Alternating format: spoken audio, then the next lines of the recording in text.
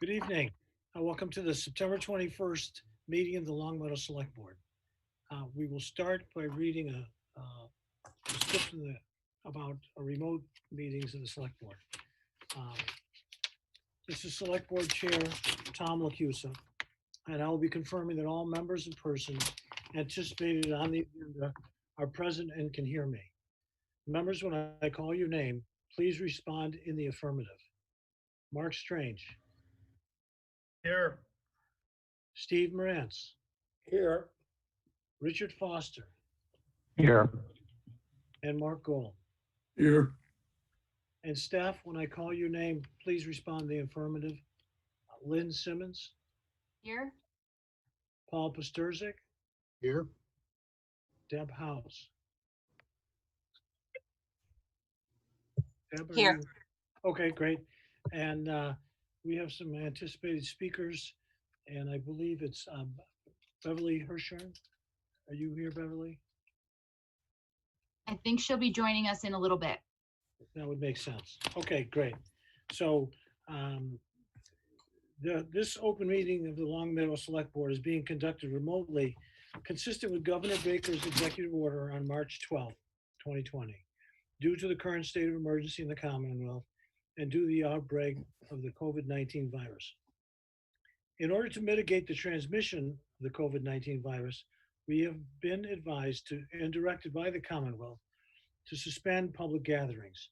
And as such, the governor's order suspends the requirement of the open meeting law to have all meetings in a publicly accessible physical location. Further, all members of public bodies are allowed and encouraged to participate remotely. The order, which you find posted with the agenda materials for this meeting, allows public bodies to meet entirely remotely so long as reasonable public access is afforded so that the public can follow along with the deliberations of the meeting.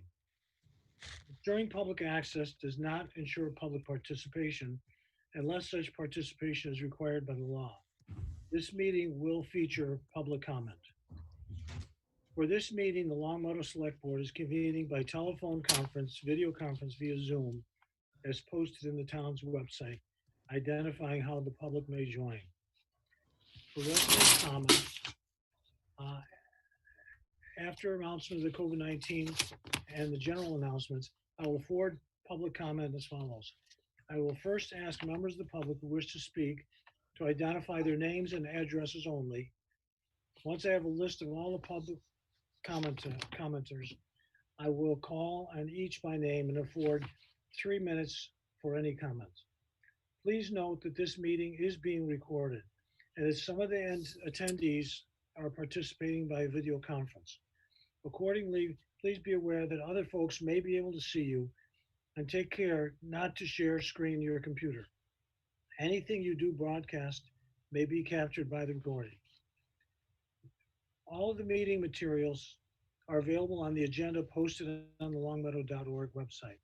The public is encouraged to follow along using the posted agenda unless I know otherwise.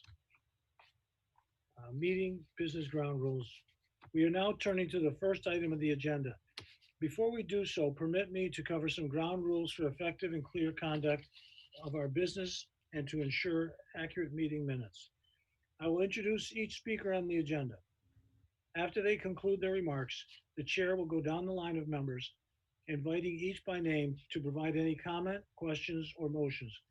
Please hold until your name is called. Further, please remember to mute your phone or computer when you are not speaking. Please remember to speak clearly and in a way that helps generate accurate minutes. For any response, please wait until the chair yields the floor to you and state your name before speaking. If members wish to engage in a colloquy with other members, please do so through the chair and take care to identify yourself.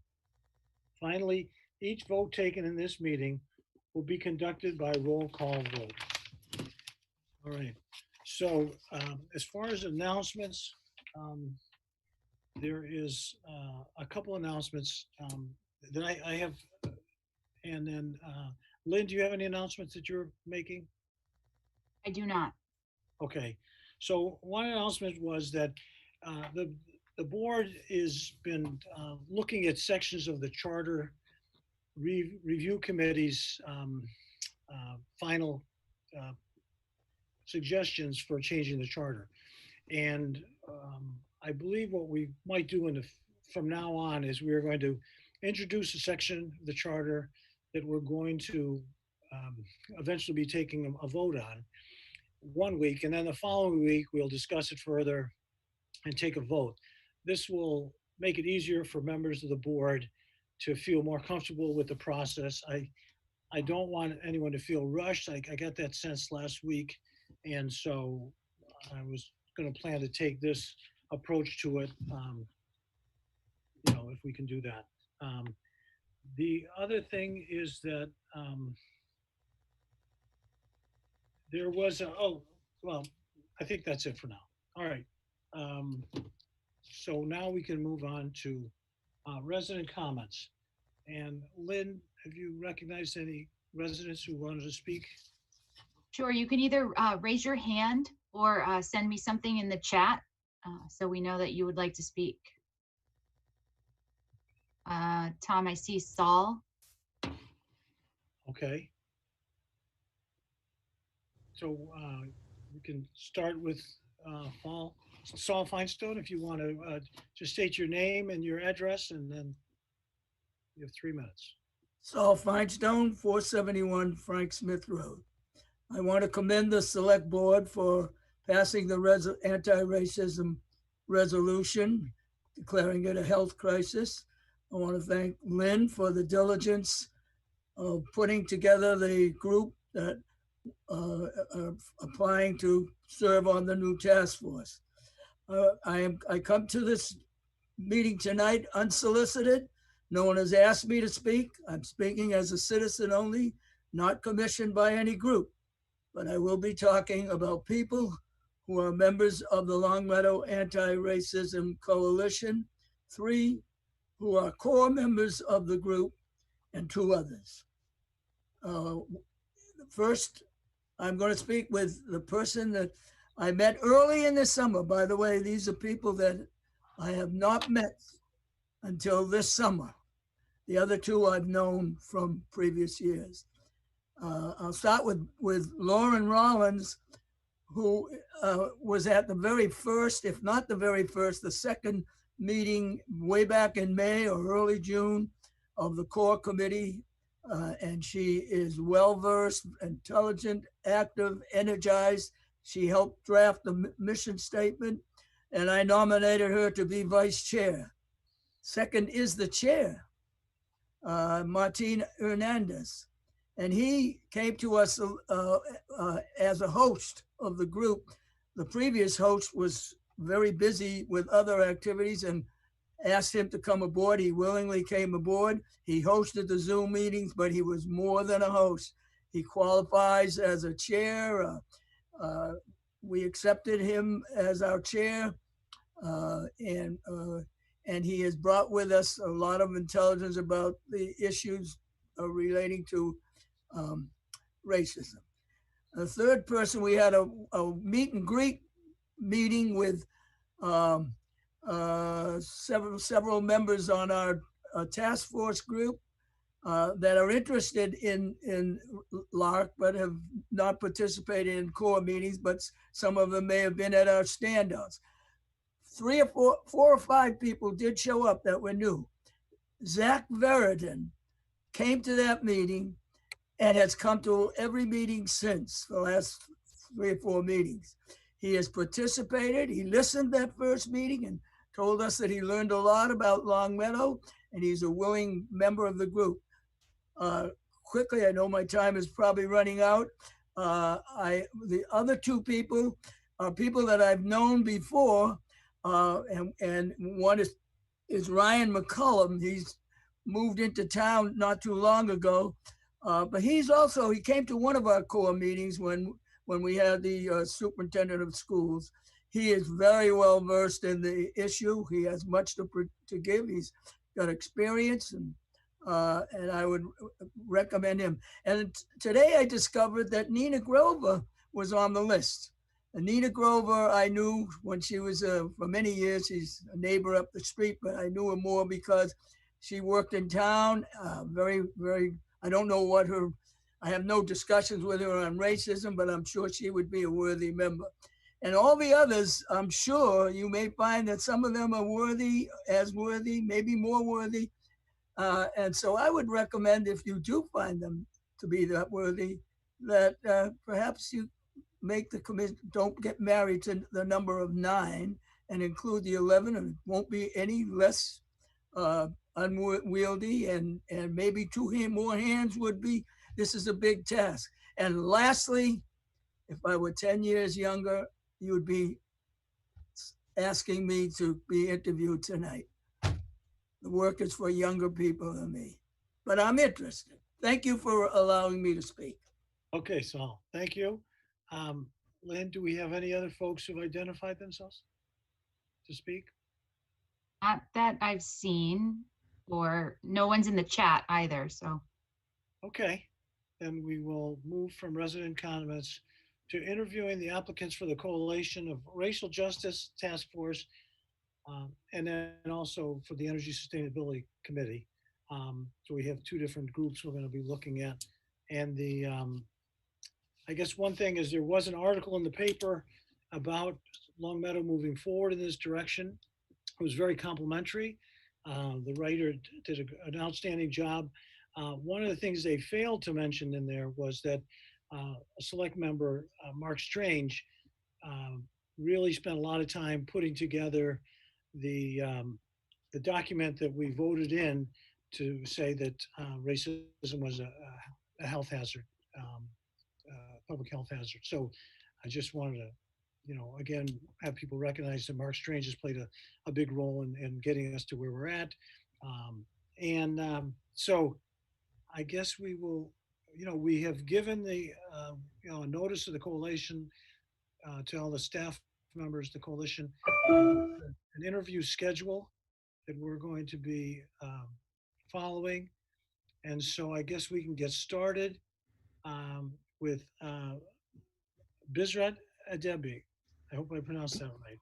Are you here? Yes, I am here. Okay. And so if you could just give your name and your address. Bisrat Abebe, Abebe, and I live on 267 Bliss Road.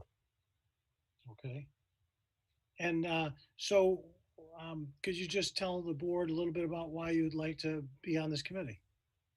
Yes, thanks so much, really, for giving me the opportunity to speak in front of all of you. And this is, the way I look at it is, this is just for me even an opportunity to express what my hopes and desires are related to this topic for our community. I come from a mental health background. By profession, I'm a social worker. I have been working with mostly with young adults. Recently, I was at MIT as an assistant dean for student support services, working with very diverse student population. And currently, I'm working at Hartford Healthcare as a behavioral health clinician.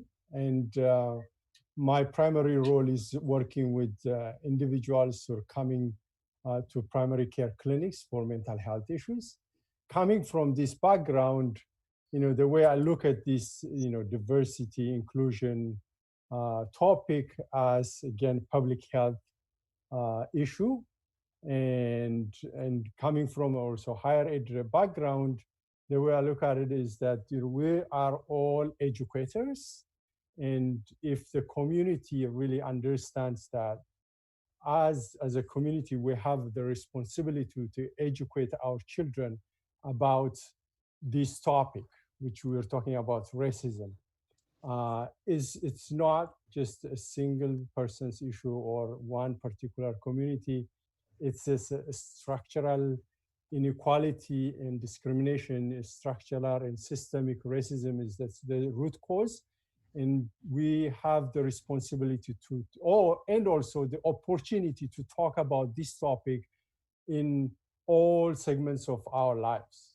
Parents can talk with their kids about the systemic and underlying issues. And this is how I look at it. So just recently, my son last spring, he was a 4th grade student right after George Floyd was murdered by a cop. His teacher posted Martin Luther's speech on website, and then the next day, she asked the kids, "What do you think about this?" And the kids briefly talked about it, but the teacher literally missed the opportunity to further the topic or to talk about the topic with the kids. She did not give them the opportunity to expand it. Partly, I assume that she did not probably have the language to talk about it, and she missed the opportunity. So as educators, I think we can create a framework for our teachers, our public health workers, cops, fire department, everybody, about how to talk about this important topic, and just starting from our homes. Thank you so much.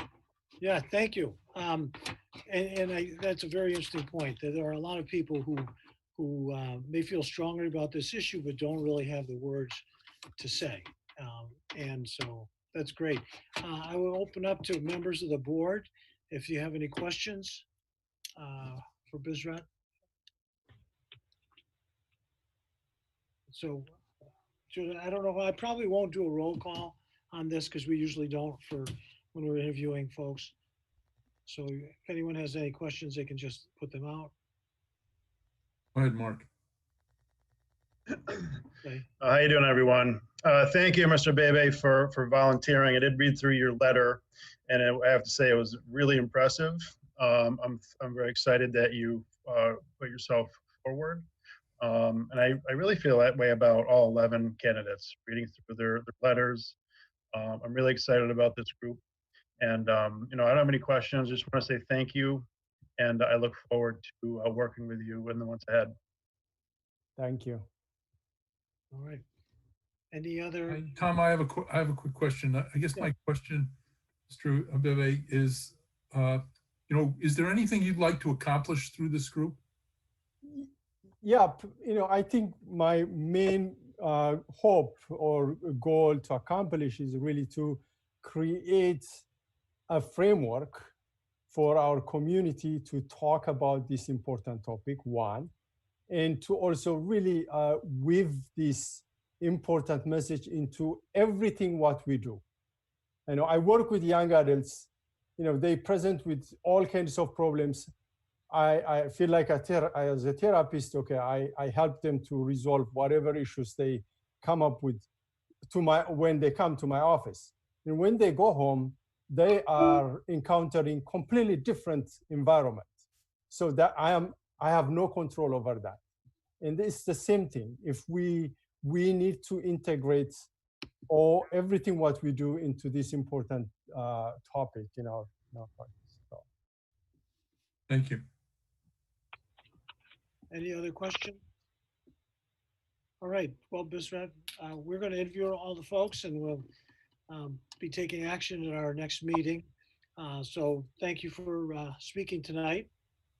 And we'll move on to the next, and which is Kathleen Allen. You can say your name and your address. Hi, thank you very much. My name is, let me take the video on here. Hi, my name is Kathleen Allen, and I live at 149 Lincoln Road. All right, and Kathleen, you want to give us a brief idea about what your hopes are with this coalition? Oh, I'd be happy to. I'm so proud that the town is committed to this. I was not aware of it until a couple of weeks ago. I will admit, I was looking online and the topic came across. I think what I would bring to it is a combination of conviction and my career. I'll start with my career. I have a lot of experience on committees and coalitions and projects where you have to kind of diagnose what a problem is and try to come up with solutions that are really actionable, and then try to influence people towards certain outcomes. I have a lot of passion in that space, and I think I could bring those particular skills to the coalition. The conviction I'm talking about is, I say humbly, more recently in terms of my conviction. I've always felt it a little bit, but the recent social events combined with a very intense program I'm going through at Mass Mutual, which is where I work, called systemic racism, has just made me on fire. It really has. It has made me on fire to the challenges of systemic racism, whether it's in our town, whether it's in our schools, whether it's in our housing communities. I feel shame. I really do. And I offer that humbly too. I feel shame that I was not aware of the degree of systemic racism. And I really, really want to be a voice and be a part of the solution in this particular space. I find myself, I think it's broader than just the African American or the Black race, but I find myself, instead of reading John Grisham books, I'm reading books called Black Fatigue, How Racism Erodes the Mind, Body, and Spirit.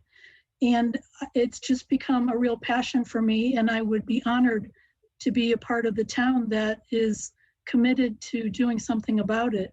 If you were to ask me where my greatest passions lie in this space, it might be in the school system and heightening awareness within the school system, and helping people learn how to, I appreciate what the prior candidate said about bringing it home to the conversations and the family. It's how do we talk about it? And I would offer that the coalition team itself, once it's formed, I would suggest should go through some process itself in terms of learning common language and learning how to talk about what might be charged topics and things like that, so that we're modeling it as much as we would like our community to model it. Okay, thank you, Kathleen. From just the 2 interviews we've had so far, I'd say that's very likely that there's going to be a lot of unbelievable discussions. They're going to help people on this committee move forward. Any questions from the board? Mark Gold, I see your hand. Yeah. Yeah, Kathleen, thank you for replying. I appreciate it. One of the things you commented on was, that you have a passion with bringing this into the school system. How would you react to this fact that the school board is independent of the select board? The school board isn't the one that chartered this group. I would hope that they follow the recommendations, but they may or may not. So how would you react to that, and how would you work to make that a reality?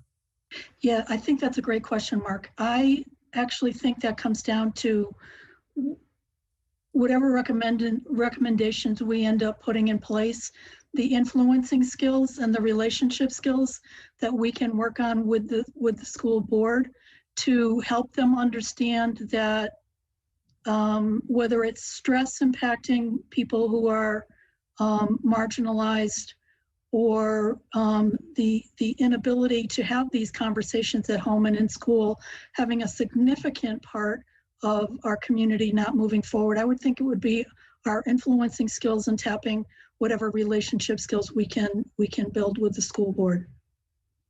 Thank you. Okay. Any questions from anyone else on the board? Okay, hearing none. Kathleen, again, thanks for stepping up for this. And, again, when we're looking at trying to address the issue of diversity, I'm glad you stepped forward in, representing white women, that I think that's, there should be a seat at the table for you. So thank you very much. Well, thank you. I appreciate it. Good luck with the rest of your conversations. Thank you. So next would be Mara DeMayo. Hi, Mara DeMayo. I live at 119 Bellwood Drive. So just like Kathleen, I too just learned about some of the initiatives in Longmeadow a few weeks ago, and I'm really impressed. I was really impressed by declaring racism a public health crisis and the statements. And so I think you said, Mark, played a large part in that. I was very impressed by the statements there, not only declaring it a public health crisis, but also addressing some of the action items, which is just as important as what you're declaring. So for me, my interest throughout my career, I've worked with many different oppressed groups and have seen the impact of systemic and structural racism on multiple aspects of their lives. I'm a clinical psychologist. I work also at Hartford Healthcare. I heard that there was somebody else interviewing that works at Hartford Healthcare as well. But I've been involved in racial justice issues in one way or another spanning my career. Currently in my place of employment, although I am a psychologist and I'm a director of child and adolescent services there, about a year and a half ago, I went to my supervisor and said, really, there are a lot of issues with systemic and structural racism here and a lack of diversity, equity, and inclusion. And I'd really like to start an initiative at our hospital and across the behavioral health network, which spans about 7 psychiatric hospitals in Connecticut. And I got the support from my supervisor to basically start a diversity, equity, and inclusion initiative a year and a half ago. And I have been leading that initiative with 2 other co-leaders who joined me for the past year and a half, and feel that a lot of what I have been doing and learned, I've built a structure that is very effective. We've been able to put a lot of different things in place in our hospitals, like monthly to bi-monthly discussions about racism and diversity, equity, and inclusion. We have a very large structure with subcommittees, co-chairs addressing things like policy and procedure, service provision for patients, community engagement and integration, and training, education, and staff support. So I've been actively supervising and on a steering committee leading this for my hospital. And again, this is above and beyond my role. This has nothing to do with my job. I just saw the need for this at my hospital. So I do feel that with that experience that and just kind of working within very large systems, that I might be able to contribute something to what we hope to do in Longmeadow. And what I really think is so important is this action. So the task force to me is saying action. And from my work over the past year and a half at my hospital and hospitals, is that people are asking for action. There's enough to declare it a public health crisis and to say, this is a problem, let's talk about it, but let's get beyond the talking and let's act, let's do things. And what I really am impressed with the task force is it's about action. And what are we going to do? What are we going to advise? How are we going to change things here, such as education, hiring, policies? And the last thing I want to say is part of what I've been learning working in this initiative and hearing from the BIPOC community is how us white people need to do the work. And it's our time to come in and do the work and pick up our pieces that we have not done over the past and really contribute and do a lot of this work and lift the communities up. All right, Mara, thank you very much. And those are good points because, institutionalizing, that look back at racism, the roots of it, and then how it's present in our society is something we should be doing on a regular basis, on a monthly basis. I think that sounds great. So I look forward to your contributions. Are there any questions from members of the board? Marco? You may be muted, Mark. Yeah, Mara, thank you for applying. Just a quick question. You talked about hoping for action. What are some kinds of action that you would hope that this group would end up with or recommending? I mean, a big part of what I'm seeing is education. So there's a lack of education and equal education in our school systems. I mean, I can speak from personal experience, but also my children in Longmeadow schools and what they're learning. I'm teaching them things they're not learning. I taught them about Juneteenth. I'm teaching them things and they're not learning these things in school. And so I think education is big, and I heard that the task force is separate from the school system. However, I think that with the right discussions, the right proposals, that we can influence the school system to change. So that's definitely something I would like to see in terms of action, changing our educational system. Also, just different policies and procedures, just even in terms of when you look at housing, right, redlining and things like that. If you're looking just at at our community, and what have we done to contribute to the fact that we don't have a very diverse town, right? And why don't we have this diverse town? And let's look back. Why? If I think that article, I did read the article that was in Mass Live, and looking at then the distribution of white people, Hispanics, Latinx, and people of color, and you see that lack of diversity, and going to that root and figuring that out and then changing those policies. That's one thing. And hiring, how can we work as a community and a town to hire more BIPOC people from the BIPOC community, and what are we doing and that has prevented that from happening? So those are just some of the examples. Okay, thank you. Anyone else on the board have any questions? All right, well, obviously you did a good job, Mara, explaining everything. There's no other questions. So, we'll be moving forward, making a decision on this at our next meeting. So thank you for applying. Thank you for allowing me to. Okay, and next, Nina Grover. Hello, I'm Nina Grover. I live on 908 Frank Smith Road, Longmeadow. Thank you for giving me the opportunity. The reason I'm excited about this position is that I've faced it. I faced discrimination. I came in this country in 1970, but how I dealt with, and it was a long journey, but so I accepted the discrimination and what were the tasks and how I got involved with the people and made it through. And I was a branch manager almost all my life in Longmeadow and West Springfield. And humbly, I'm saying that there were only 7 people in the Bank of Boston stock. I was one of them out of 25,000 people because of my handling the people of all colors. In fact, in my branch where they came, they said it's United Nations. So we can have a lot of task forces. How we go to the school system, how we involve our community, it's just not sitting, 10 people can sit and talk until we go to every child, as some of the other members have said, I agree with them. In every school, we bring culture, food, and fun in together.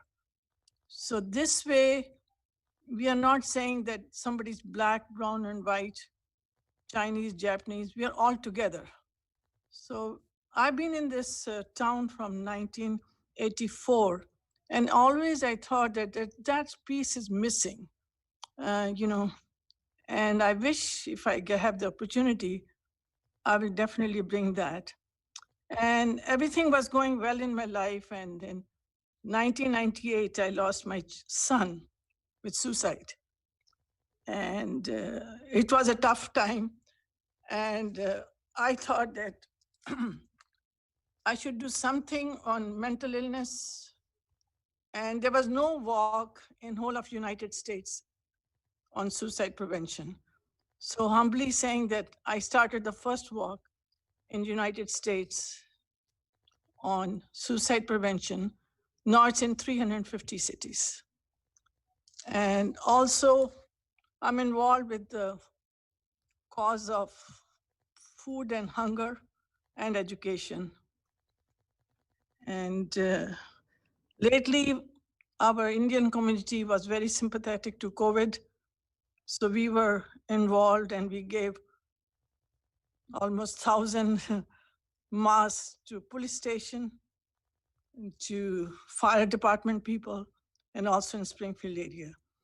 So I feel that all of what you all have said is very nice, and we can bring these ideas in a fun and cultural way. It won't look like we are doing a task. It should be a creativity for all of us. Thank you. Oh, thank you, Nina. And yes, definitely there is a lot of overlap between folks who feel isolated and not respected in their community and suicide. And so, that's an interesting perspective you bring. Do we have any other questions from the board? Mark Gold. Yes, thank you, Nina. I was just going to ask, again, the question I asked earlier on is there anything particular that you hope to specifically achieve through this, through appointment to this committee? The thing which I would love to achieve is that diversity should be part of our life. It should be in the school, in the home. It is not like a task, it's like an involvement of the whole community. So like when the adult center happens, I would love to see more Black, Spanish, Indian people participating. For that, we'll involve the community by different entertainment things. So like, I just had an idea that every year we have a Chinese day, then Diwali day, then for Spanish. So the whole town is involved. And we feel that how we can relate to each other with the culture, food, and automatically the discrimination will be less. We will know that we are all same people. This is how I feel. Thank you. Thank you. Thank you. Any other questions from board members? All right, Nina, I just hope your cultural involves tandoori chicken, one of my favorites. It does. My vote. Okay. That's right. Thank you, Nina. And, I just want to add that in Boston, my daughter is in Boston. In her school, I started, and it has become one of the big event in Boston in their school. oh, International Day. Yeah, International Day. Good. Very good. Thank you. And now, Martin Hernandez, are you here? Hello, good evening, everyone. My name is Martin Hernandez. I live on 299 Maple Road. Thank you for convening this meeting, and again to Mark for his work and some of the other folks that worked on the drafting and passing of the resolution. And just to make sure, when I spoke to Emily, the reporter, I did mention very clearly that Mark was involved in this. So I gave him props. It just go up on the article. I've been living in Longmeadow since 2013. I have 2 children in the Longmeadow public school system. I was actually born in Springfield, lived in Longmeadow as a child, went to Blueberry Hill, and then moved back to Puerto Rico, where we're from. And I have some early memories of different kinds of expressions of racism towards our family. Even then, my father was probably the only Puerto Rican resident in Weston's Women's in the 70s. And I remember him telling us that his work would always be second guessed and wouldn't be approved unless a white doctor kind of signed off on it. We as kids, including both of my sisters, were called spics by students. And I'm going through my own struggles with my own children here. And so the reason that I'm invested is not only do I want to improve the situation of racism in the town, but I think like some of the smarter people on this call have already said, there are different, I guess, avenues that need to be addressed. There's the general awareness of the systemic racism that is occurring in the town and in its structures. Some folks have already talked about how education should be, I guess, reformed, if you want to call it that, so that these issues and the history of people of color is covered equitably and not erased. And then I believe Mara mentioned, some of the issues about how policy affects not only the attraction, but the retention of families of color in towns by either redlining or the way that towns are zoned. And so I've just heard too many stories of families that come into Longmeadow and have, their American dream and then end up leaving because of their experiences as students or as town members.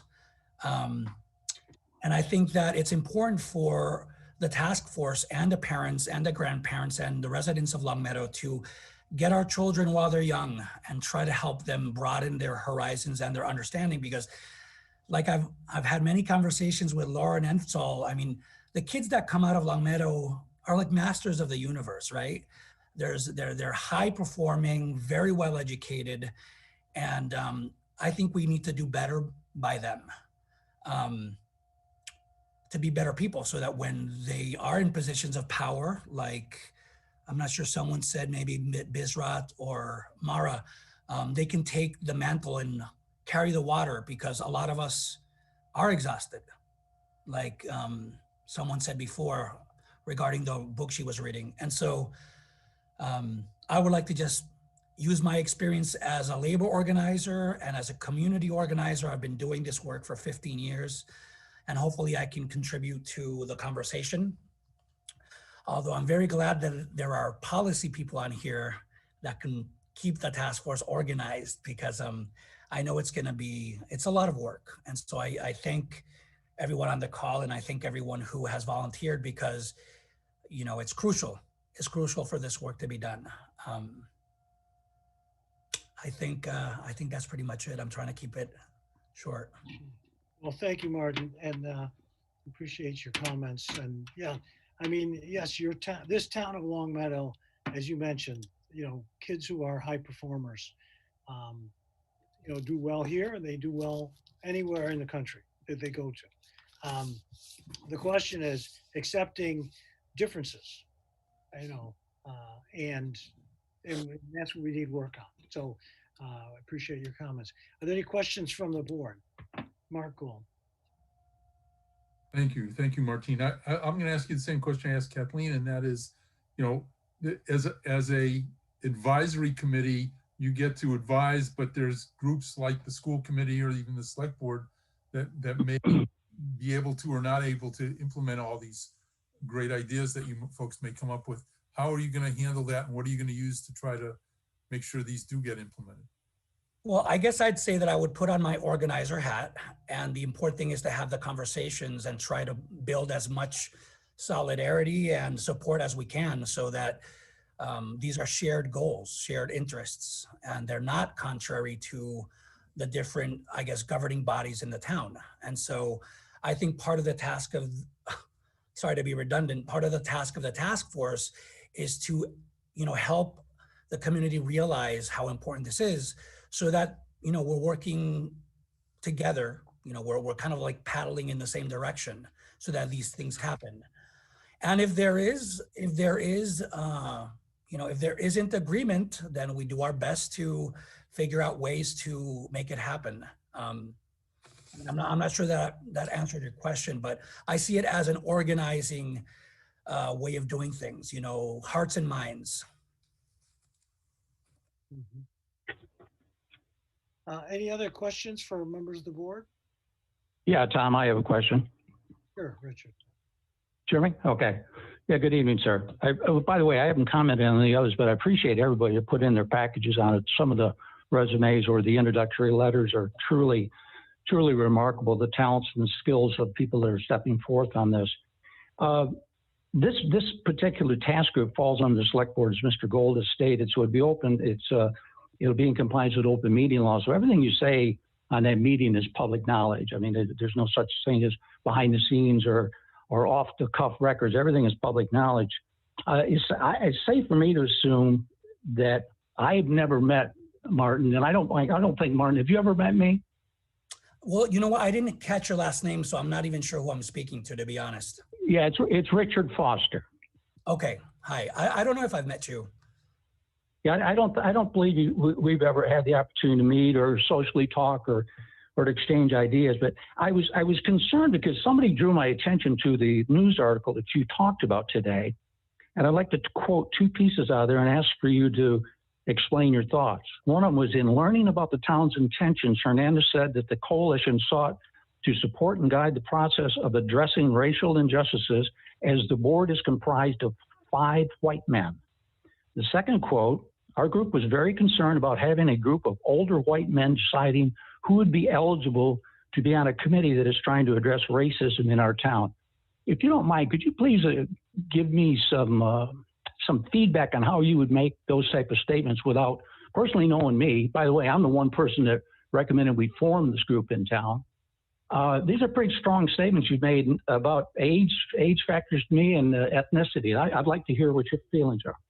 Well, I guess my feelings are that the reality is that there is a governing body of older white men who are using their criteria, whether it's expansive or limited, to decide who can be on this task force. And so I think it's important to bring that up. I mean, it's a fact. What I said was a fact, or am I mistaken? I'm not going to have a one and two with you. I just want you to explain your statements. It seemed to me it was a statement that was never needed to be made. Well, I mean, you just said that you don't want to go one-on-one. I disagree with what you're saying. I think that there should be a diverse and younger group to also have a voice in town governance, since they are parents or they're students or they are younger residents. And so right now, a lot of the town government is not diverse, and it's not very young either. And I think that in order for all voices to be lifted and to be heard, there needs to be a greater variety of members of the town government. Okay, you do realize that we're... And actually, I've learned something really important from Saul Feinstein, who I adore. And it's that he's taught me that people can be very open and can be very amenable to not only providing guidance, but also receiving it. And so I'm very glad that he is in LARC, because he's been invaluable to a lot of the conversations that we've had because of his institutional knowledge, if you want to call it that. Yeah, you do realize these are not lifetime appointments that anybody in the town of Longmeadow is a registered voter and lives in our community can run for any elected position in this town simply by getting 50 signatures. Understood. I'm not sure what you're trying to explain to me. Well, you said we're a bunch of old white men to run this town, and this is an open election format. Everybody in this town that is a citizen, a registered voter, and lives in our community can run for public office. So, sir, we could have a conversation later. I don't know if this is the right forum to address this, but this is precisely what a lot of us are talking about.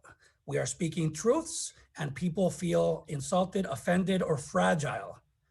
So I would recommend for you to, instead of questioning me or the other people of color on this call, you look into yourself, because I don't think it's appropriate what you're saying.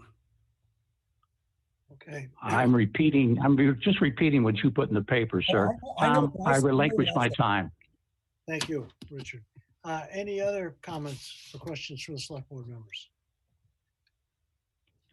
Okay, hearing none.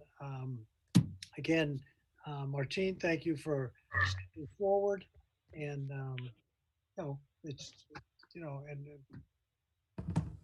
guess there's not much to say, Thank you, Tom. Okay. And we can move on to the next person, which is Reverend Charlotte LaForest. Are you here? Unmuting. Hi, everyone. And I apologize in advance if you hear some crying in the background. It is bedtime for my 3-year-old twins. And so we are working towards that. So I am a pretty new resident of Longmeadow. I live at 30 Warren Terrace. I was newly appointed as the rector of St. Andrew's Church. That's why my tag says that. And that is the Episcopal Church on Longmeadow Street in town. And during my time at St. Andrews so far, the questions of racial justice have been bubbling up. And within a church setting that is largely white, even though it is not solely comprised of residents of Longmeadow. We pull from Springfield, from Enfield, Westfield, all the fields around. And I think that, as we've looked at these questions, one of the things that we look at is the fact that as a large institution in town, and it's certainly of note that the wider faith communities in Longmeadow have a very strong interfaith network of clergy as well as lay members of the various communities. Pre-pandemic, there was a weekly coffee and conversation that happened at Starbucks. There are regular meetings of clergy of different faith traditions around the area. And so with that network of a lot of leaders who are then speaking to and teaching communities about anti-racism and about how justice and love and mercy and equity are issues that are inherent to so many of our faith traditions, that to have representation from the wider faith communities of the greater Longmeadow area could be a really important part of this conversation in the town. We have literal pulpits from which we speak to be able to get some information out to the people. There's also the fact that we have a lot of resources to be able to offer spaces for conversation.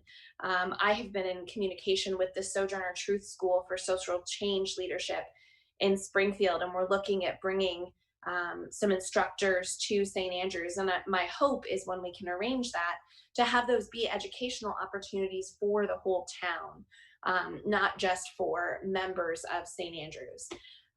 We're running a racial justice program throughout this year called Sacred Ground that is examining the history of race and racism in the United States, looking at various racial groups. So not just white and Black, but also looking at Latinx communities, looking at Asian Americans, looking at Native American communities, Indigenous peoples, the just experiences of people of race and racism in the United States, and then the church's role in that, right? Because as a major institution throughout the history of the United States, the church has a history that is not always one to be proud of in terms of these issues.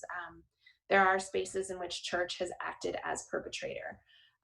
So to be able to own that as part of our history, and then to be a part of broader conversations around how do we then do the work of racial justice to make this world look more like the one that, using language of the church, we believe that God envisions that the world could be like, that beloved community of which we all are a part. All right. Thank you, Charlotte. Yes, faith is definitely a uniting factor, and it's got a long tradition in the movement of racial justice. And so sounds great. Do we have any questions for members of the board? Marco. Thank you, Reverend LaForest, for applying. I'm going back to my same series of questions, just looking for what actions or what outcomes would you look to see come out of this task force? Sure. So something that has a significant impact on how I would answer this question is the fact that I recently moved to Longmeadow from Windsor, Connecticut. Those of you who may be familiar with Windsor on a town governance level may know that it is not only one of the most racially diverse communities in the state of Connecticut, but that is an intentional project, essentially, that the town took on during its history of saying, this is who we are as a town of Windsor, and this is what we want to make sure happens. And so that's happening at every level of town governance. Questions about equity, inclusion, hiring practices, education. Some of you had talked about some of the things that your children haven't learned in school in Longmeadow. My son was in kindergarten in Windsor schools last year. And there was a significant emphasis on cultural diversity in his education, in what he was getting just in curricular materials, never mind the just diversity in the makeup of the student body at his school. So I think in terms of looking for impact, it would be, doing some of the work that others have recommended about, our history and why some of the lack of racial diversity exists in Longmeadow. And then also, how do we look into housing policies and, who is getting bank loans and able to purchase property? How are hiring practices? How are those decisions made? And helping to make recommendations of policies that could be put into effect so that a greater level of justice is happening on all levels of our community. Thank you. Oh, thank you. Any other questions from the select board members? All right, Charlotte, thank you very much. I know that the way things have been going in our country, there's going to be a lot of room for prayer. So we may be calling you on for that, anyways, regardless if you're on. Anytime. We'll be, looking at things, and making some decisions at our next meeting. Great. Yep, thank you for stepping up. All right, next, Mr. Ryan McCullum. Hey, folks, thank you so much. I wanted to thank the board for doing this. It's awesome. And I secondly really want to thank Saul Feinstone for recommending myself earlier today in the public speak out. I value my relationship with him, and I really appreciate that he took the time to mention me as somebody that he thinks would be good on this board. And also, I want to thank all the other applicants. I'm humbled to hear from them, and whether I'm on the board or not, or the commission or task force or what you want to call it. From what I've heard so far, it's going to be a great task force. So I just wanted to put forward just my experience of why I think I would be an asset to the task force. Outside of my career, my father taught me to give back to my community, so I sit on several boards throughout Western Mass and even in Boston, a few of which have to do with anti-racism and also just community justice kind of boards, which I hold dear to my heart. Secondly, my career, I work in politics. I worked in government. I worked for the only Black state senator at a time when we sat on a commission about healthcare disparities when it comes to race. I worked for the only Black governor in Massachusetts, and we fought a lot of different issues around Corey reform and other criminal justice reform issues when I worked for Governor Deval Patrick. With all my clients who are running for office or are in office, I'm always using the issues of inequality and inequity and anti-racism. I'm always bringing that front to their mind. Thirdly, I'm a person of color. I'm half Black, half Irish. I grew up in Springfield. I have some really great friends who did school choice in Longmeadow. So as a kid, as a high school kid, I was in Longmeadow. I've had things happen. I've actually been welcomed. So I understand what it's like and what the racism is like in not only in Longmeadow, but throughout Western Mass. And I think I can speak from that position as somebody of color who's experienced firsthand racism at many different levels, whether it's microaggressions or a cop harassing me because they think I'm a poor Black person who shouldn't be in their town. So that's, those three experiences. And I also am a brand new father. I have a 10-month-old that I'm raising in Longmeadow. I live at 12 Longmeadow Street, right on the line of Springfield. And her name's Esme. And I want her to grow up in a place where there is no racism. It's a lofty goal, but I believe in lofty goals, and that would be the goal. Lastly, I'm just gonna, kind of back up my friend Martine. What I read in the Mass Live article was true. I mean, we're talking about a select board that is 5 white males, and so what we wanted to make sure from the LARC perspective is that there are people of color that do add to the perspective. And so I didn't see what he said in the article as insulting in any way. It's just a fact. And I just, I'm honored. And I'm really, really happy that the board has done things, which there's two words that are important to me when we talk about diversity or fighting inequality or anti-racism, is deliberate and intentional. And the board has been deliberate and intentional. And the fact that, sorry.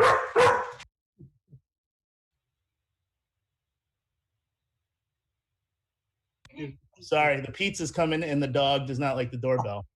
He's very deliberate. He's deliberate. So, to back it up, the board, I appreciate that the board that I've elected that serves me has been deliberate and intentional about creating a racial task force and also declaring racism a public health problem. And so I appreciate all of you for that. And I just hope to be able to serve in some capacity. Thank you, Ryan. Yes, I mean, I've known you for quite a few years, and I'm glad that we finally have the right kind of coalition for you to be a member of. There hasn't been much on the table for you, but luckily we've gotten to that point, and I'm really excited that you decided to join us because you bring so much experience on the state level to what we're doing.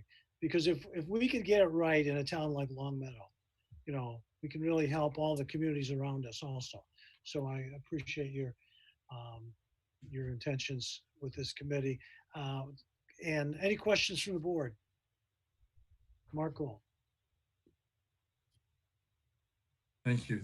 Thank you, Ryan, for applying. You know, what do you see? I'm going to use a kind of a consultant's term here. What do you see as deliverables from this task force?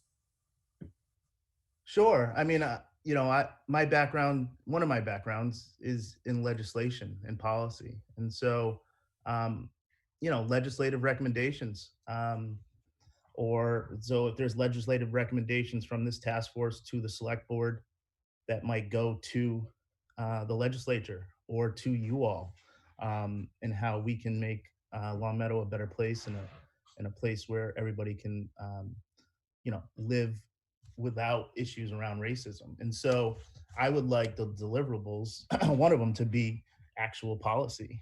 I don't know what that is off the top of my head. That's why we're gonna have a task force to maybe figure those things out. You know, I do hear the school thing a lot, which, you know, like I said, I have a 10-month-old. And so I do, you know, I do want her to go to a school system that is great, like Longmeadow's is, but also is teaching her things that folks in the past haven't learned about racism and about different cultures and diversity. But I also think there's a lot of adults that need to learn some things. And sometimes we can't put them in a classroom, but there are ways where people can learn things. I learn things every day. I learn about my own privilege as a half Irish person, and I've learned to accept that, and that there's spaces that I'm allowed in that I might not be allowed in if I was Black, 100% Black, right? And so if I can step back and learn and check myself, I think there's a lot of people in Longmeadow who can do the same. Thank you. Okay. Any questions from anyone else on the board? Yeah, I have one question. Ryan, did you say that you were school choice, or did you say you knew somebody who was school choice? No, so I went to Cathedral, so I'm a proud 1997 Cathedral grad. But some of my best buddies from the Springfield Public Schools were 96 guys that went to Longmeadow School Choice. So they were Springfield kids: Kevin Freeman, Tim Allen, Nick Fournier, Josh Warren, Pat Murphy, some of which are Longmeadow residents now. They were school choice guys, but I would come into Longmeadow, hang out at what used to be Little Peach. So I was one of those high school kids probably giving the police officers a little hard time running around. But so I do know Longmeadow, and I do know, you know, I have some great friends who are Longmeadow people because I met them through my school choice buddies. But we had our issues from time to time. You know, I guess the point I wanted to come back to, Mark originally touched on it, and I think we actually overlooked that one element when we talked about this task force, was the fact that the school system is independent 100% from the select board, and we have not brought them into this process yet, and yet we've got this task force being developed that reports directly to the select board. you have any general thoughts on that? On how to? I mean, we feel that we're going to have to integrate somehow. That integration must take place. I do. I have some thoughts. I think, you know, my father is actually a Springfield school committee member. He was for years. And speaking about experiencing racism, when he was on the school committee, and kind of an aside, in the 90s, it was me picking up the phone sometimes to hear death threats and the N-word as a kid, because my father would make a vote one way or the other as a school committee member in Springfield. I think a lot of some places have a liaison between and I don't know if you all do have this, but a liaison between the school committee and the select board, or the school committee and the city council. I think that makes a lot of sense. I know that the de facto group, or whatever you want to call LARC, which I sometimes am a member of, they've started discussions with Superintendent O'Shea and folks in the school committee. And so I do think there can be some synergies, and you all as a governing body can simply write a letter or make recommendations to the school committee, or maybe you guys want to decide that a member of the school committee can sit on this board, or the school committee can appoint somebody to this board. I think, you know, the good thing is you have the flexibility, and you're creating this, you can kind of do what you like. So I do think there should be some touch of the school system. Okay, thank you. Great. Any other questions from select board? Comments? Okay. Well, thanks. Ryan, you've already started to give us some good ideas to think about. All right. So thank you very much. And we'll make some decisions next week. I'm sorry about my dog with the interruption there. Yeah. Oh, okay. That's all right. It's good to have a little. So usually it's a cat that walks across the screen. This is the first dog we've had to. Oh, this is a no cat house here. All right. So thank you again. And next we have Lauren Rollins. Hi, I'm Lauren Rollins. I live at 217 Laurel Street in Longmeadow. There are two pieces of my background that I think would be useful to this task force mainly. One is that I'm a career educator. I have taught in virtually every kind of school at every level of education over my career. But I have specialized for the bulk of my career in at-risk and urban students, which for many of the reasons that this task force I hope will dive into, often end up being students of color. So and I've also taught in HBCUs, which are historically Black colleges and universities. So a lot of my educational experience is working with these communities. The second thing that's relevant is that I also work in public policy at a think tank in Washington, D.C., of which education policy is part of what we cover. I'm the research and publications director. So all of the research of the policy falls under me. And of note particularly, which I think is particularly useful here, is that I am actually a left-leaning person who is employed by a right-leaning think tank, which allows me a great deal of experience with working with people with lots of different knowledge bases and at lots of different stages in the process of understanding systemic racism. And also of proposing and working on initiatives collaboratively that will help kind of meet people where they are in terms of that. And so I think that will be extremely valuable as we go forward and figure out what the task force wants to recommend, and then how to implement those things in ways that are meaningful and inclusive to everyone. Okay, Lauren, it sounds like you bring a wealth of experience just to get on a more conservative thinking think tank means that you represent yourself well. So congratulations on that. Thank you. Do we have some questions from the board? Mark? Yeah. Yes. Yeah, Lauren, I'm going to ask you one of the same questions, and that is implementation in the schools is not something that's guaranteed. What techniques do you have that you can bring, or skills do you have that you can bring to this task force to help implement these in the school? Well, I largely agree with Ryan, and I think a few other people that have, but mostly to start, in the sense that I think to a certain degree, it's kind of, at least from a policy perspective, it's putting the cart before the horse to ask what we want implemented before we even, I mean, that's what the point of the task force is, to sort of dig in, and it would be, from my perspective, premature to ask for any particular, or even anticipate any particular policy outcome or request that we might make before we all join together as a group. The good news is, I mean, so far, I'm incredibly impressed by the wealth of experience and interdisciplinary background that you have in the people that have just spoken so far. And so for that reason, I think, you know, when there comes time that we have to confront how we're actually going to get anything done, or how you all will, and how that might cross legislative bodies in the town, I think that you've at least got a very good group of people who are positioned to answer those questions when it becomes time to do it. Thank you. Okay. Any other questions from the select board? All right, Lauren, thank you very much. And you're right. You know, this small slice of people applying for this committee are just an example of the wealth of knowledge and experience that we have in our town, and which is why town meetings are so effective for us. I mean, because anyone who walks up to them usually knows what they're talking about. So we're really lucky. Okay, thank you, Lauren. Next would be Michelle Tom. Hi, everybody. Michelle Tom. I live at 29 Ridgeway Circle.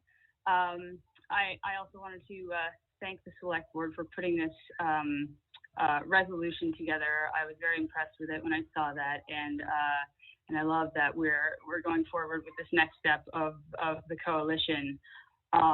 So I was interested in the task force because, you know, my whole life I've been interested in issues of race and identity and social justice. I think that probably comes from growing up in a very diverse area, the San Francisco Bay Area.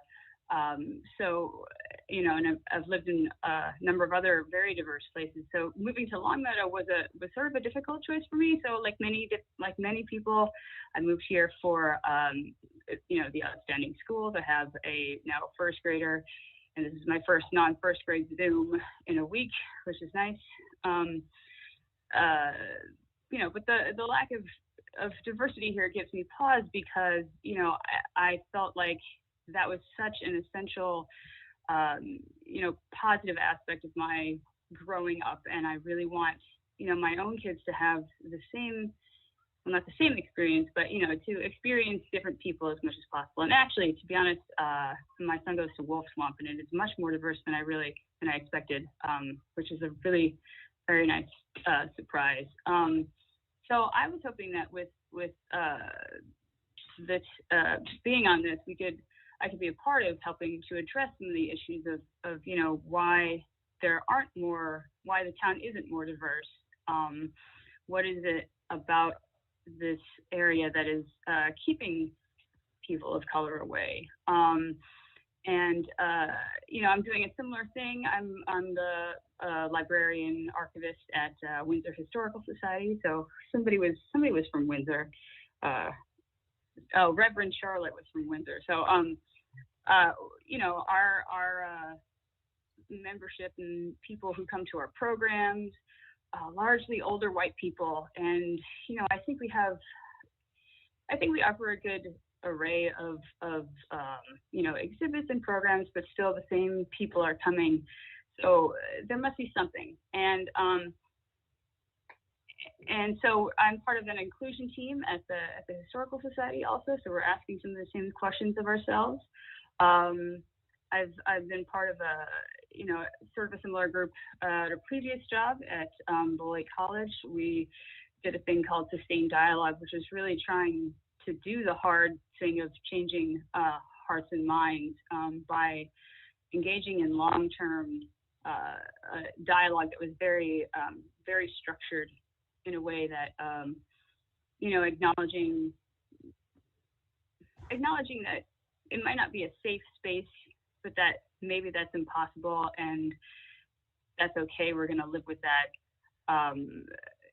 You know, so I think it was a really important format for getting people to think about things in a way that's non-judgmental, and I feel like this is a very good, this task force here is a very good opportunity to bring some of that experience here. So let's see. Yeah, so I guess that's about it for now. Okay, so yes, avoiding the non-judgmental view is probably one of the greatest challenges we have, and this coalition really can provide that sort of sustained voice, that sustained discussion and dialogue about racism in our past, how it's still. So it's good that you have experience with something like that. So thank you for stepping forward. Any questions from the other members of the board? Mark Gold. Yeah, Michelle, thank you again for applying. Quick question on, what would you see as the outcome and the steps after that, and the involvement of the board in implementing the whatever recommendations may come forward?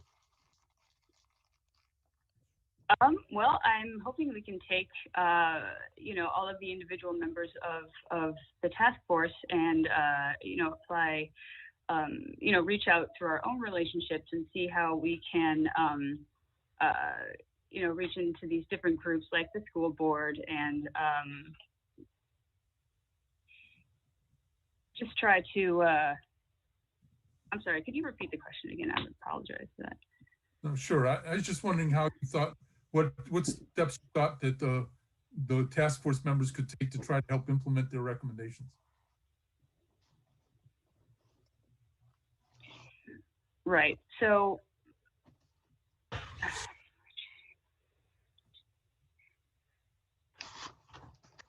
I think that we have a lot to offer. There's a lot of different voices here at this table. People coming from the health background. I love that there are people in the mental health profession who apply for this, especially because the resolution is talking about racism as a public health crisis, because it's talking about how racism is just so baked into so many things that we don't even know it's there, that it's causing these deep sort of unconscious and maybe unfelt, but still absolutely present in a measurable way, negative impacts to specific communities. So, I think that we can, come up with some recommendations and based on what we discuss about what problems we're trying to solve, be it in hiring more teachers of color. If we can try to, put people of color in positions that inspire kids, that, make it so that they don't feel so alone or so like they're not being represented. So. Thank you. Thank you. Any other questions from the board? All right. Well, thank you. The hiring process is one of those places where we can really start to make a change in folks. I worked at a place that they didn't have any in their school program. They didn't have any Puerto Ricans, and probably about 60% of the people using the school was Puerto Rican. And they said they couldn't afford it. They couldn't, because they had to pay such a premium for a Spanish-speaking teacher. And I didn't buy it, but that's what they told me, And so, there are always some challenges, and so we appreciate your coming forward on this, and we will make a decision probably next meeting. Okay, Michelle, thank you. All right, and next is Amanda Vertergian, who must be Armenian. Are you here, Amanda?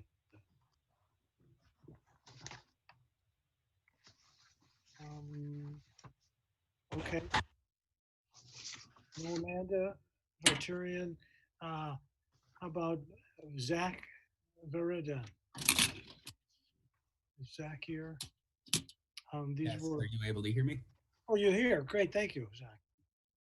Start with your name and your address, please. Sure. Zach Veriden, 24 Pinewood Hills in Longmeadow. I really appreciate the opportunity to be with all of you here this evening. I appreciate the creation of the task force and the accompanying resolution. It's exciting. The applicants that have taken the time to step forward to be of public service at this time is also really inspiring. And I also appreciate the support from Saul at the top. I'm excited to speak for just a minute or two here this evening. And I appreciate that a couple of the committee members have shared that the letters of interest that we submitted were already circulated and read. So I won't spend time there, though I'm happy to talk about my background and experience in urban education, public policy, or my doctoral work on equity and identity. But specifically, I'd like to share, I think, a little bit of an experience that might provide insight as to the value I could potentially bring to this task force. And I'd like to mention or refer back to a quote from Martine that was shared earlier around the town committee's composition consisting of 5 older white men. And the reason that I want to bring that up is because, one, I think I would agree with Ryan that it was statement of fact, and Martine said as much as well.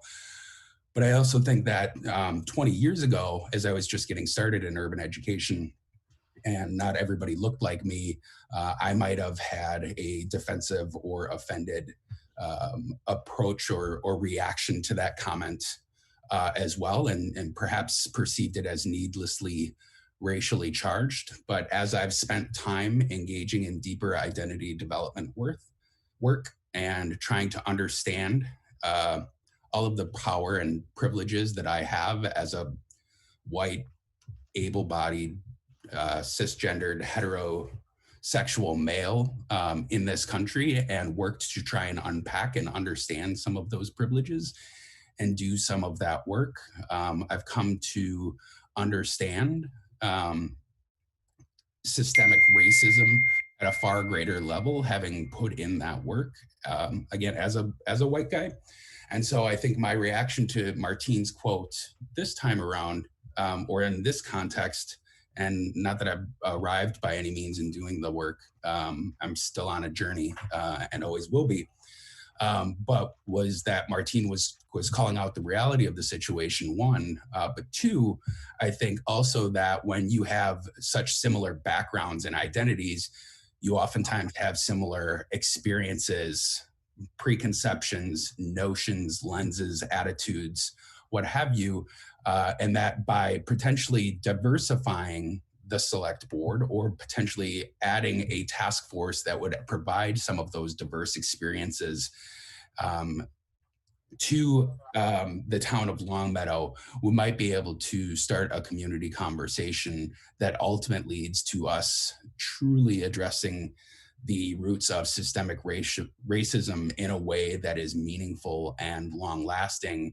And I saw as part of that in Martine's words and comments, the need to be able to speak openly, plainly, and truthfully, but also be able to engage more deeply with our white residents in Longmeadow on some identity development work. And I think that some of the value that I might be able to bring to this task force then is a white guy who's been trying to do that for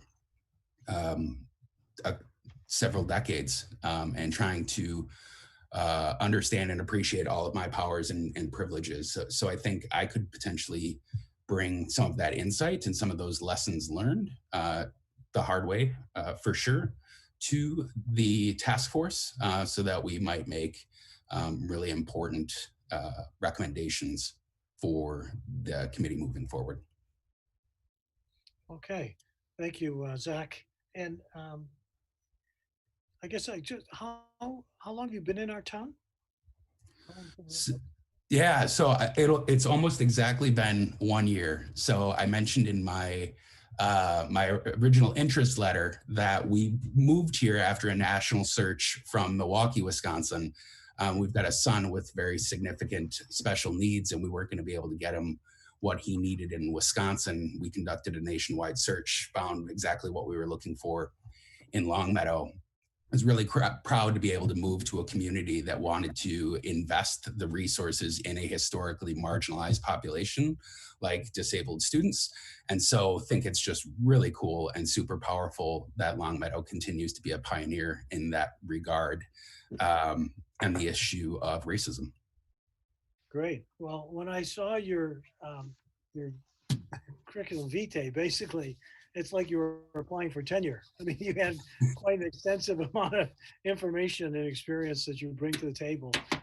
So thank you for stepping up. Do any questions from the board? Comment on Mark Gold.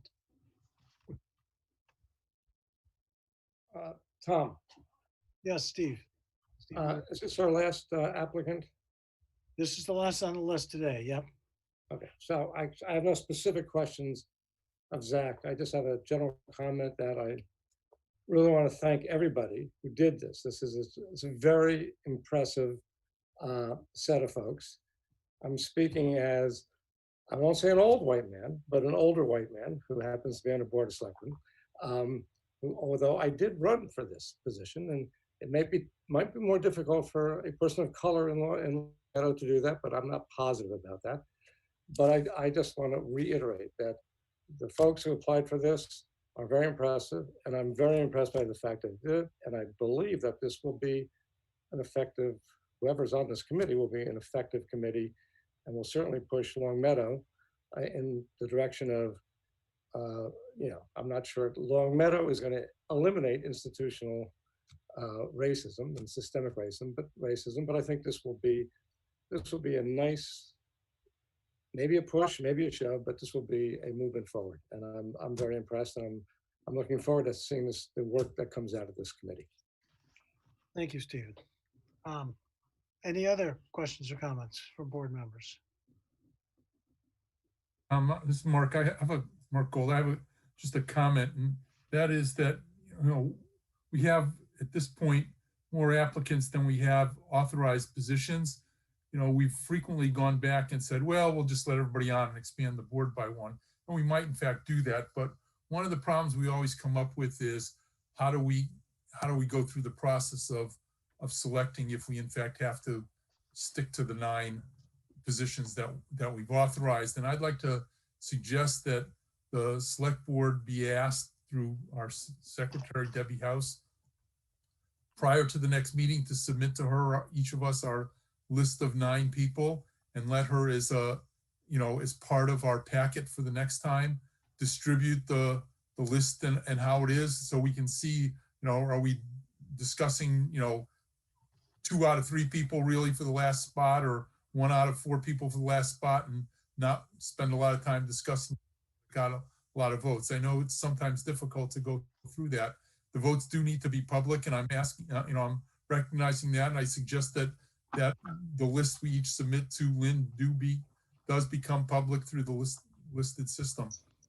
But I think we need to, write the rules of the game before we play it. Okay. Well, let's finish up the interviews before we kind of go on that tangent. Did you have any questions for Zach? No. All right. Anyone else have any questions for Zach?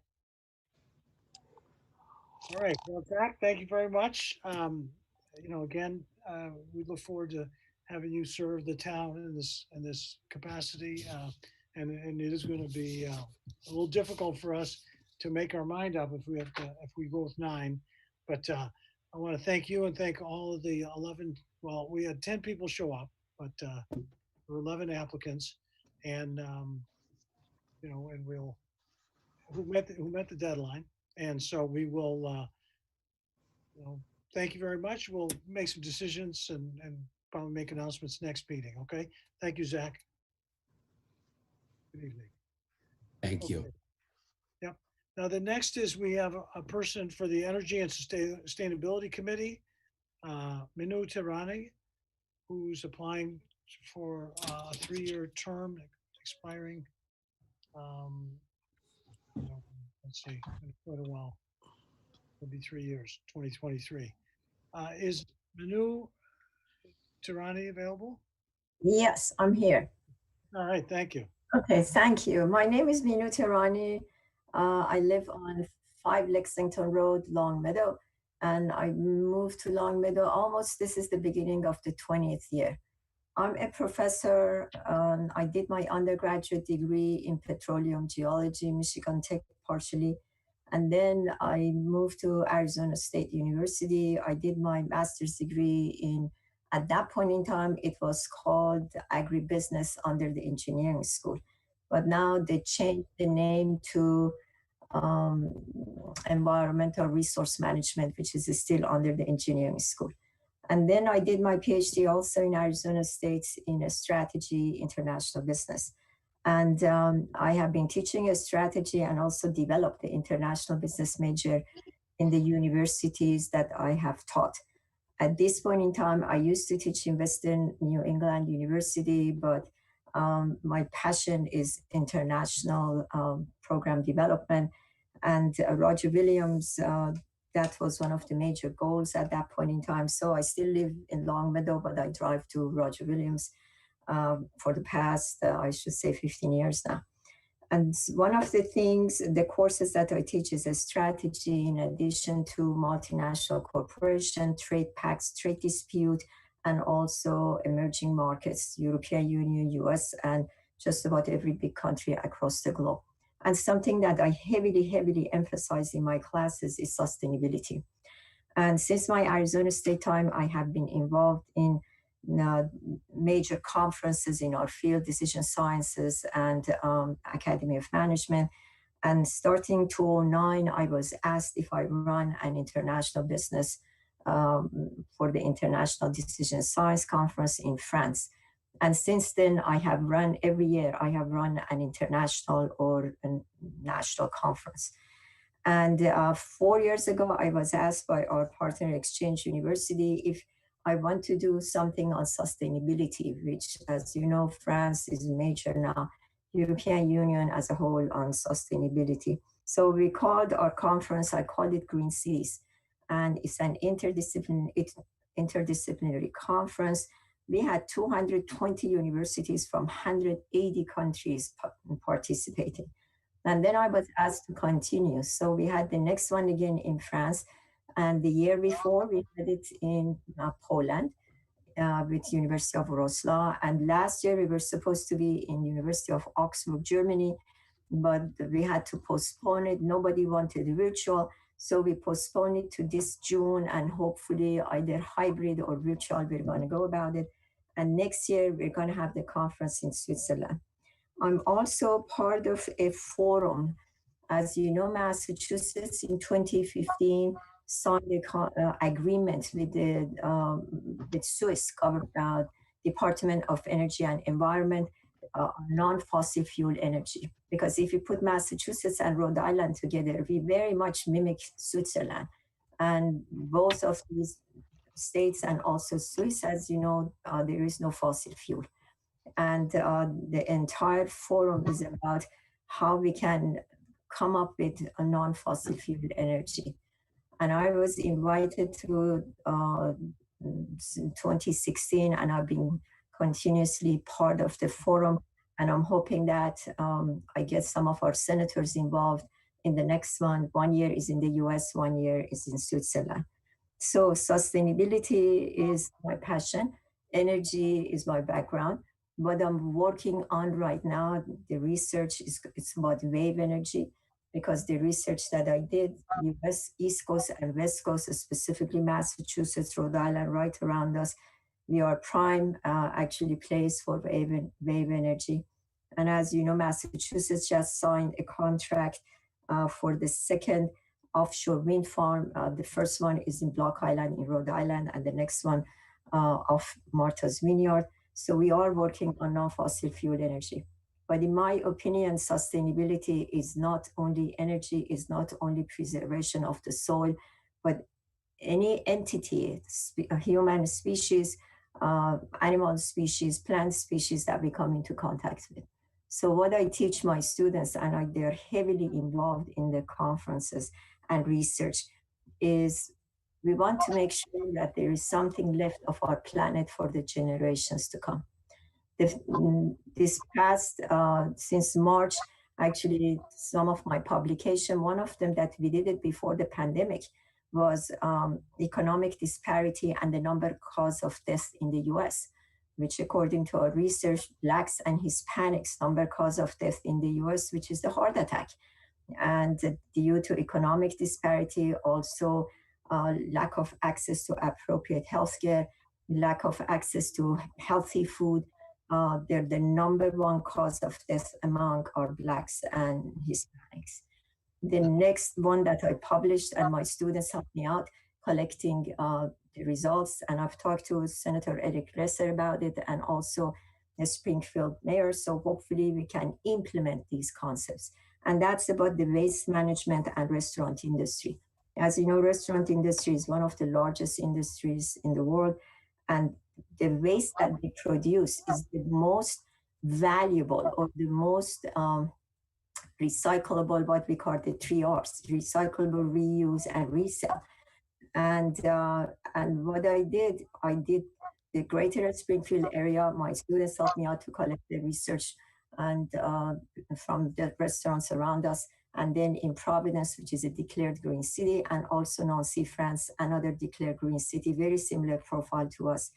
73% of all the waste of the restaurants, regardless of green city or non-green city, European Union, US, they are discarded. And that's a huge waste, because we can create jobs, we can create actually recyclable, resell, and reuse of our resources. And the last paper that I published just came out last month. And again, with my colleagues and my students helped me out. Close the light. Sorry, with the research is about Dow Jones Sustainability Index. Dow Jones, since it's almost 18 years now, they publish sustainability of the top 25 largest industries and companies across the globe to see if they go on sustainability. We did the research. Does it make any difference on stock prices? And what we found, it's amazing, because the sustainability, if what we call dirty industries, manufacturing, industrials, communication, and utilities, if they go on the sustainability list of Dow Jones now globally, their stock prices go down, because the perception of the stockholders is if they go on sustainability, they're going to have to spend more money. It's going to be more costly. And that was a major finding that we just published it, and we're getting continuous emails from our colleagues across the globe regarding that. Okay. So my feeling is that we need to do this. I think you can go on quite a bit. I know, but my feeling is that's my experience that I'd like to bring to the committee. Yes. Well, again, that would be a very similar argument, even though we're looking at the micro level here in our town. You know, as we look at sustainability decisions like electric cars for the town or so forth, people are going to question, is this going to cost us more money? And so your papers will probably come in handy. Now, any questions from the board? From any of you in charge of the Energy and Sustainability Committee? Okay. Well, they've looked at your materials, you know, and you've probably answered all their questions. And we'll probably have a tough time deciding which member of the board gets to go to Switzerland. But actually, it can be virtual, so you're all more than welcome. Even my conference is going to be hybrid in Germany. So if you cannot go, it's going to be virtual. But if we go, it's going to be hybrid. Yeah, and I'm sure the town would not pay for it. So but well, thank you for stepping up for participating in our committee, and we will be making a decision in our next meeting. All right? Okay, thank you. Okay. Good evening to you. All right, so we move back to the agenda here somewhere. So that took quite a bit of time, but we've gone through all this stuff, and we now reached the select board comments. I think Lauren had potentially a question. I don't know if Lauren had a quick question we wanted to just entertain about the process, I assume. Yeah, just a quick question about the number for the anti-racism task force, that it was originally set at 9. And I wonder, I know that there were a few people that expressed interest too late or whatever, but I'm wondering if it's possible for the select board to consider at least taking the people who showed up for this interview who expressed interest, even if that number is more than 9, in part because I'd hate to lose any of this expertise based upon what a kind of an arbitrary number, unless that number isn't arbitrary that I'm unaware of. So I was just wondering if there's any possibility at all that if the number ends up being 11 people that showed up and interviewed tonight, if all 11 could be taken. Okay, well, Lauren, thank you for your comments. And I don't know if we want to discuss this right now. I guess this would be the appropriate time before select board comments. Does anyone else? I know, Mark, you had started the discussion that we could turn in a list of the 9 people that we are most interested in. I'd like to hear from other members of the board. Mark Strange, do you have any comments? Yes. Yeah, I mean, I just want to echo what Steve said and others. It's a really, really solid group of people. Really impressive from 1 to 11. I know, I think Amanda didn't show up, so we heard from 10 of them. I'm inclined to keep all 11. Certainly 10. It's better to have an odd number in case there's a tie and a vote. But I'm certainly willing to, and I would advocate for us to accept everyone who applied on this list. And I don't know if we can reach out to Amanda and see if she's still interested. But I'm certainly, of the 10 people that spoke tonight, I think we're very lucky to have them available to us. Okay, thanks, Mark. Steve Morantz, do you have any comments on this? No, except I would be modestly concerned about, I'm not exactly sure where the number 9 came from. If we got 10, 11, that's all fine, but it could be an unwieldy committee. It's just a large number on a committee, and they could have very long meetings. But other than that, we have a bunch of people who are really interested, really motivated. So I'm not averse, to whatever the committee wants to do in terms of numbers. I think it's fine. Okay, Richard Foster, any comments? Yeah, Tom, the only comment I got is that before we made that decision, I think we need to address what we're going to do about the schools. It would certainly seem appropriate that we got some liaison position on this committee. And we need to figure out, the role and function of that school committee member and whether they're voting, et cetera, et cetera, et cetera. But a lot of this is going to touch the schools, and I can't imagine us being able to work independently of them. Okay, thank you. I would say that the, committees like this, as they begin to develop their own sense of what their needs are and what they offer, what they can contribute, I would think that they will reach out to the schools in some way, and I would be in support of that. I don't know if we need to try to have the schools get involved at this point, but it does seem to be a recurring theme in all of our speakers tonight. And I guess I would lean towards, keeping at least the 10 folks who spoke this evening. I think that would be a good group. Again, although 10 people is a fair amount of people, there are going to be some meetings during the winter where you may not get everybody, but I think that because if you get, again, to a group of 8 is a perfect size meeting group to get things done. And so if we have 10 people, I think that, we'd probably be okay. So I don't know if someone, wants to make a motion that we accept, on who we accept here. Tom, isn't that premature? I would suggest that, again, obviously I can can get outvoted here, but if we all came up with a list and we submitted it to Debbie, first of all, we can't vote tonight on people. It's not allowed by our bylaws.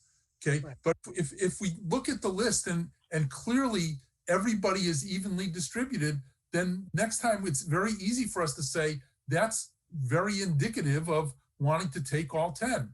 But if there was a list that, you know, everybody said, you know, gee, you know, such and such a person just didn't impress us, you know, this is an important task force. And the other thing is, remember, the bigger the task force, the bigger the quorum. You know, they're an official committee.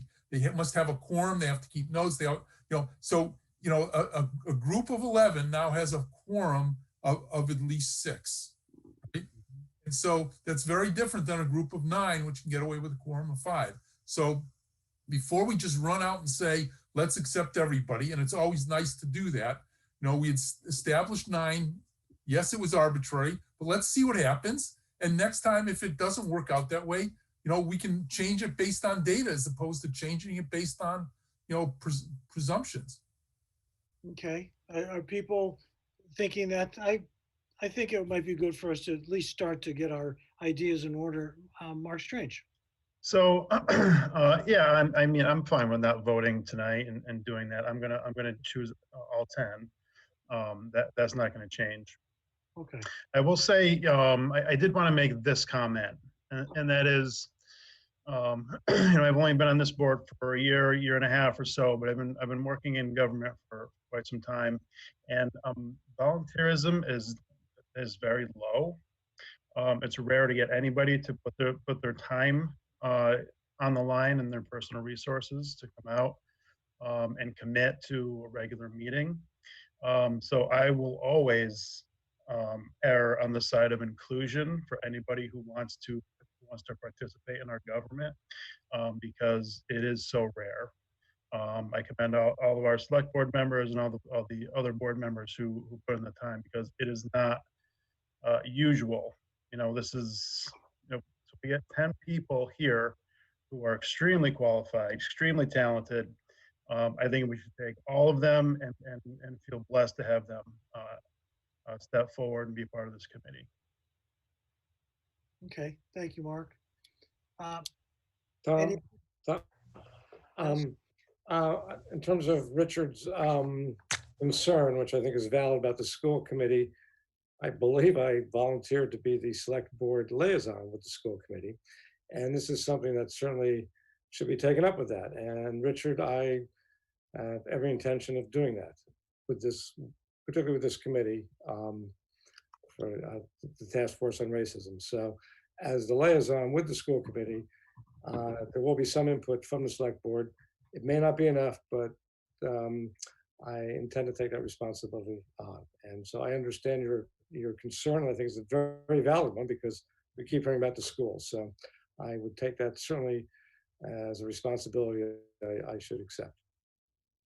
Okay. Great. Any other comments? So then, why don't we take that first step of making the list of people and sending it to Deb House, and it can be, some people may send 10, some people may send 11, some people may send 9, and then we'll discuss it more and come up with a conclusion. And this is not unusual for us to take it to the next meeting and then make a decision at that meeting. We've had to take votes on different committees, even some very important committees.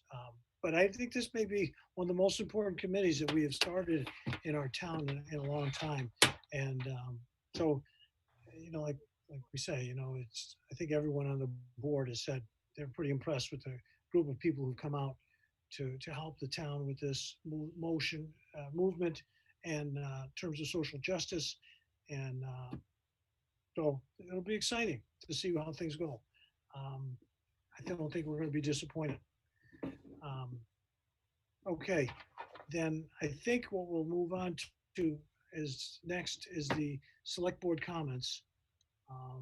And I guess I will just start. I have a brief, I did get a message from a resident who was concerned about the select board in terms of having these Zoom meetings. And a couple of things jumped out. And one was they really felt disappointed that when they don't see all the members. And I know that sometimes people are out of town and they need to phone it in, but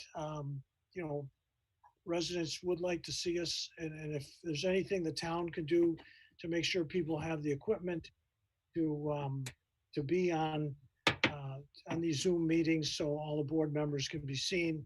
I know we offer everyone computers when they're on the board, but anything we can do for that. The other thing that they mentioned is, as far as diction, that people should clearly, speak into their computers, because there are some folks they feel they aren't getting all the words clearly, and it seems garbled. Now, there are some computer challenges, and connectivity issues, but I know when I've watched the meetings, most of us, things are going through. I know the last meeting, there was a lot of gaps, and it was pretty distracting for people, but I don't think that had anything to do with the board.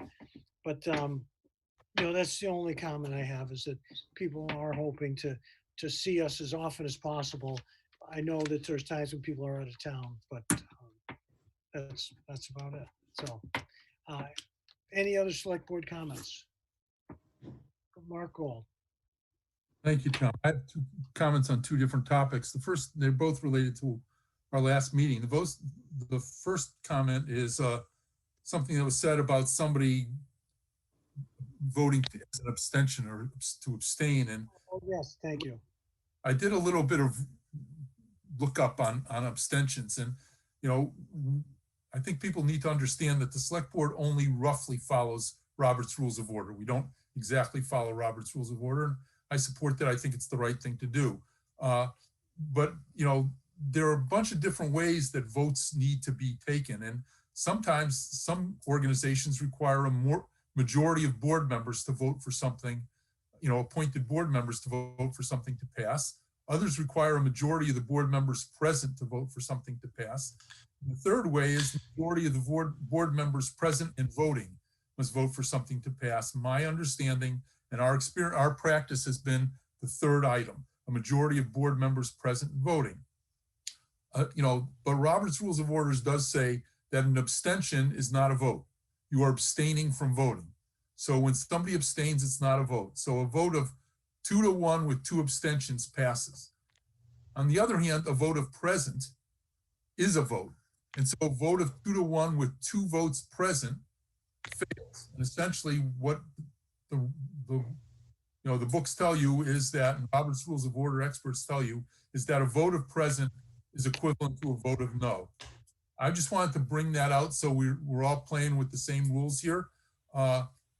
Clearly, everything I said is nice, but my opinion and our practice has been that select board members can vote any way they want to. But we just have to keep in mind that the difference between an abstention, which is a non-vote, and present, which is equivalent to a no vote. So that's my first comments. The second one is a comment about what are the role of advisory committees to the select board. There was a comment last meeting that, these people put in a lot of time and we're kind of bound to accept what they recommend. And I just want to state that I don't necessarily buy that or adhere to that thought process. They're clearly advisory. They're bright people.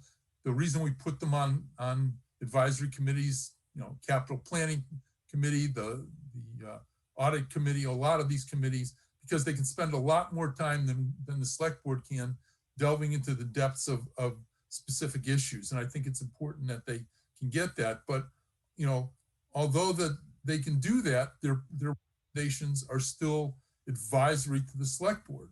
And I think it's important for us to understand that their opinions are advisory to the select board. The Harry Truman sign, the buck stops here.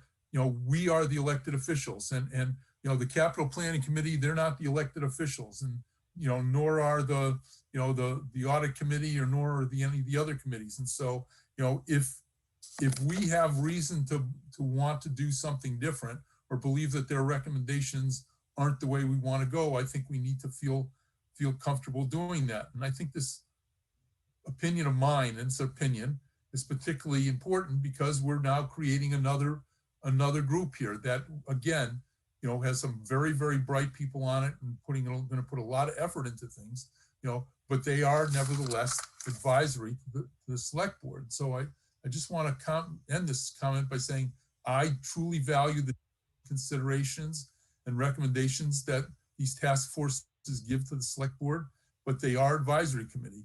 And I don't believe that I'm bound to accept their recommendations, although I generally have done that. And I urge other members of the select board to consider their obligation to the citizens of Longmeadow and consider the committee's recommendations as just that, recommendations and not town policy. Thank you. All right. Any other select board comments this evening? Mark Strange. I wasn't gonna make a comment, but I just want to go on the record of saying is I completely disagree with Mark's opinion. I think we need to err on the side of inclusion. I think government is about getting everybody involved. And we have a very educated and aware community. And most people that I've come in contact with really care about the town, are capable.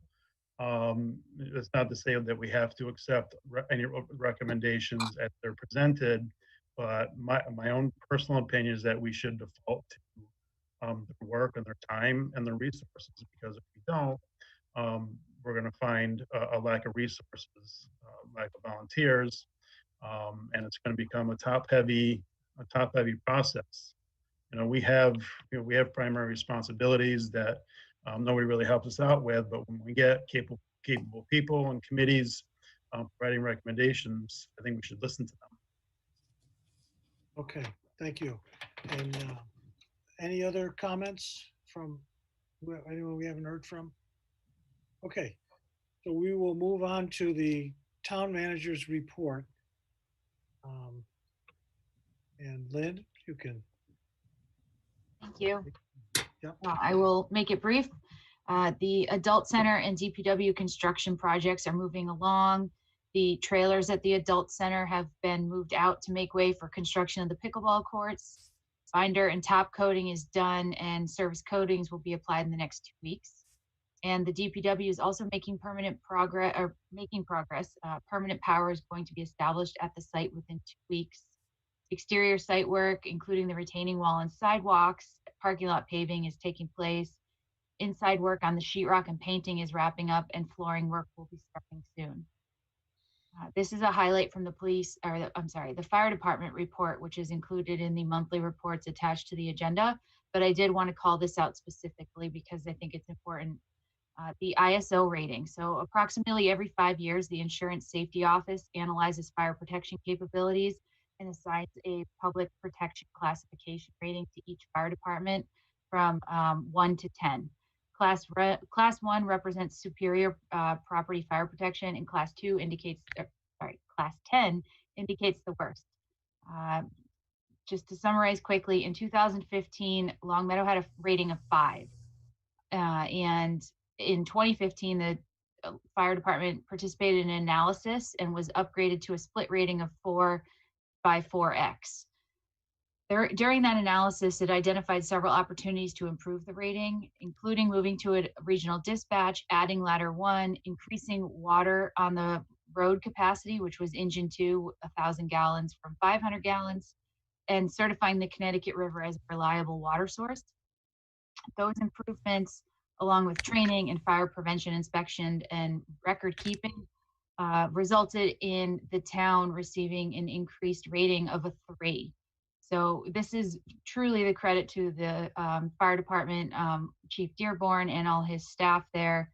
The reason why this is so important is this contributes to homeowners' insurance rates. So a better rating by the LFD translates into better and more favorable insurance ratings for residents. So this is great work, and I know they're going to continue on with a goal of dropping that rating even more. We had a notable retirement in the police department last week. Captain Gary Fontaine retired on Friday, September 18th. He served the town of Longmeadow for 32 years. And we have a huge thanks and congratulations to Captain Fontaine, and we wish him well in his retirement. And the COVID-19 Community Impact Survey, this is a survey created by Mass DPH to better understand and identify health needs, concerns, inequities, and unintended consequences related to the crisis. Gathering this information will allow Mass DPH to be better informed to address the most pressing needs and draft policy and help assist communities in facing the pandemic. This is a statewide survey that's available to all residents age 14 and older. Once the survey launches, which should, I think, be this week, we will help promote it via social media and the website. And hopefully all of you will take it as well, and everyone watching or tuning in at home will look for those links and take the survey as well, because these findings, if we get a large enough representative base from Longmeadow, we'll have community level data, and that could be invaluable as we help navigate the remainder of this pandemic. Thank you. All right, thank you, Lynn. Any questions from the board? Mark Strange? No questions. Okay, Mark Gold? No questions. Steve Morantz? No questions. Richard Foster? No questions. Okay, the only comment I have is that when I was trying to figure out the math of moving to Longmeadow from, I had a home in Springfield, and I looked at the savings I would make, mostly on auto insurance, but it just became a much better deal. All of a sudden, you're like, wow, good schools and low insurance rates. So it's great that we've done this. And again, you know, the town, at town meetings have voted approval for some of these bigger purchases for fire trucks that we've needed. And so that's great news. Thank you, Lynn, for your report. And now we can move to the next item on the agenda, which is part of the old business, which is the approval of the minutes from September 8th. Can I have a motion to accept those minutes? Mark Gold, so moved. Okay, and seconded? Second. Mark Strange. Okay, Deb, will you take a roll call vote? Yes. Mark Strange, Yes. Steve, Yes. Mark Gold, Yes. Richard, Yes. Okay, great. The next thing we have is an appointment to the Cultural Council of Catherine McGonigal to a 3-year term that expire in 2023. I'll move we appoint Catherine McGonigal to the 3-year term on the Cultural Council expiring in June of 2023. Okay, and second? Second. Mark Strange. Deb, any discussion? All right, Deb, will you take a roll call vote? Tom, Yes. Mark Strange, Yes. Steve, Yes. Mark Gold, Yes. Richard, Yes.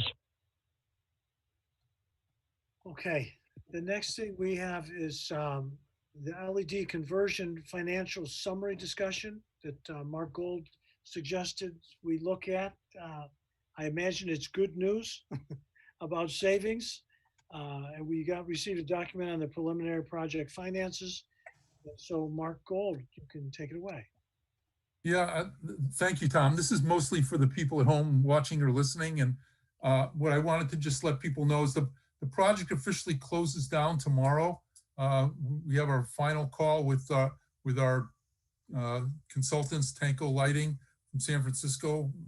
I'm of the opinion they've just been phenomenal in helping us. We've gotten, they pushed through the credits so that Eversource makes sure that we pay for, we're changing our rates and all that kind of thing. So they've been really, really helpful and well worth what we paid them for it. I think the bottom line, and it's in the numbers that we see, is that, you know, this was really 2 projects. And although, you know, we told the people in town it was one, it's really separating 2 projects.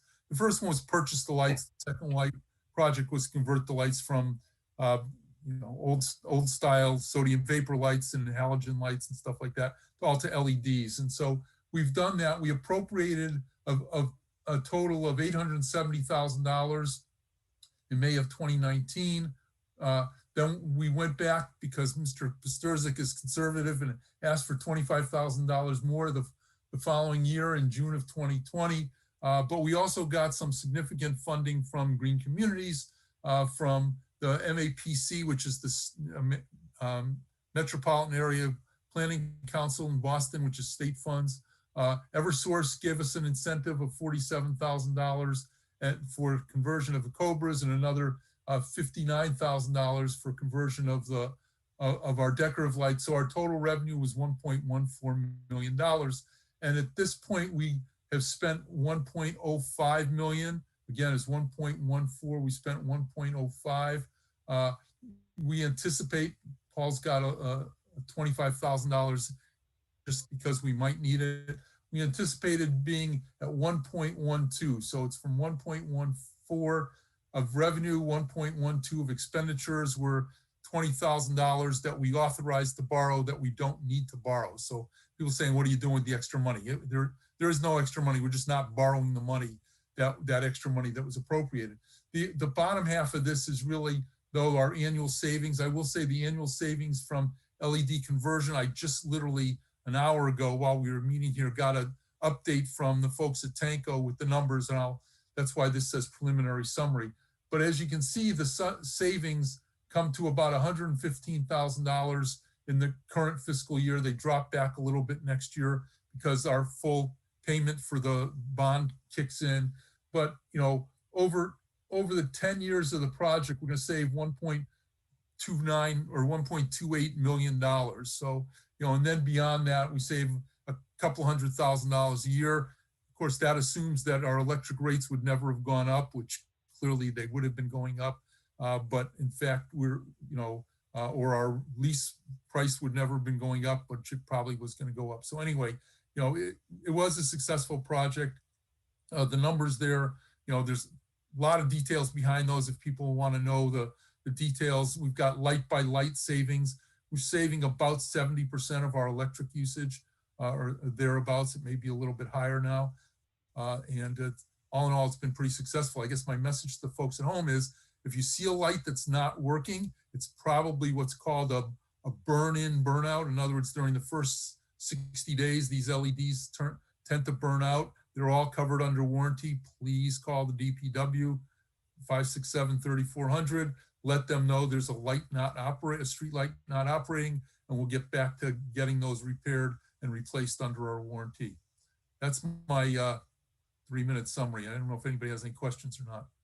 Great, Mark. Thank you. That's you know, it's great to hear that. And then, so the board has been working on this for, I would say, what, 8 years?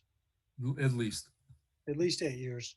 And we've also, the community has contributed money because we did hire some consultants early on, right?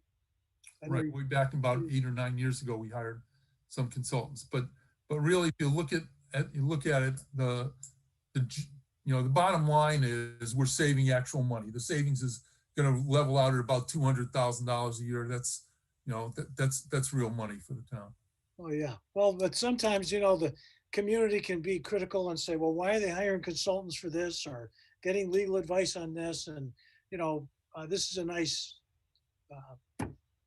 example of how, you know, the board does the best job it can. And in this case, it really has turned out to the advantage of the town. Thank you, Mark.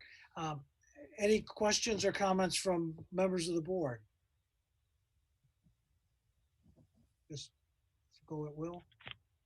No, good wrap up on that project, Mark. Thank you. I know you've worked long and hard on it for many years. Yeah. Yeah, so I'd like to thank you, Mark, for your tenacity dealing with these people. You know, job well done. Thanks.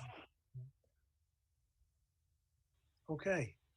So the next thing that we were going to discuss was the 21E mitigation, but that things aren't quite right with that, so we're not going to have that on the agenda for this meeting.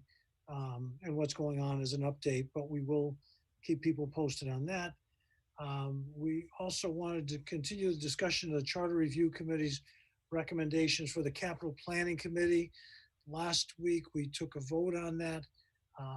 We did not have a way to accept all of the recommendations on that. Since then, Mark Gold has given us a document of his suggested actions to the charter committee and recommendations. Hopefully people have had a chance to look at those. And of course, in your recommendations, Mark, you really didn't talk too much about the number of people on the board being 5 or 7, if I'm correct, right? Correct. Yeah. So, we've had we had the proposal last time, and I'm not exactly sure where we're at. If people have thought about it, and if there's any room for a motion, I'm kind of I'm not quite sure what to say about, what we should do. Tom, one of the issues was the finance committee, or not the finance committee, I think. And the issue with that, is that under the current bylaws, finance committee members cannot be a member of any other committee. Now, that might change, or it might not change. But, how do we presume that it will change? And, my personal opinion is, what are the roles of these groups? The finance committee is chartered specifically to be advisory to the town meeting. They're not advisory to the select board. The capital planning committee is advisory to the capital planning committee takes recommendations from the town manager primarily and converts them into, what I'll say is public and resident, help put some resident priorities and thoughts, and can also dig into it a little deeper on behalf of the select board. So I think, I'm still not sure what role the finance committee would have on capital planning, other than, if they want to know what's going on, put a liaison on the board, which they've always done. But why would they be a voting member? I just didn't get it then, and I still don't get it. And in fact, today it's not authorized. So how can we build it into a system until it is authorized? Good question. I know we have some folks who have been on some of these committees. Can I make a comment? Yes, please.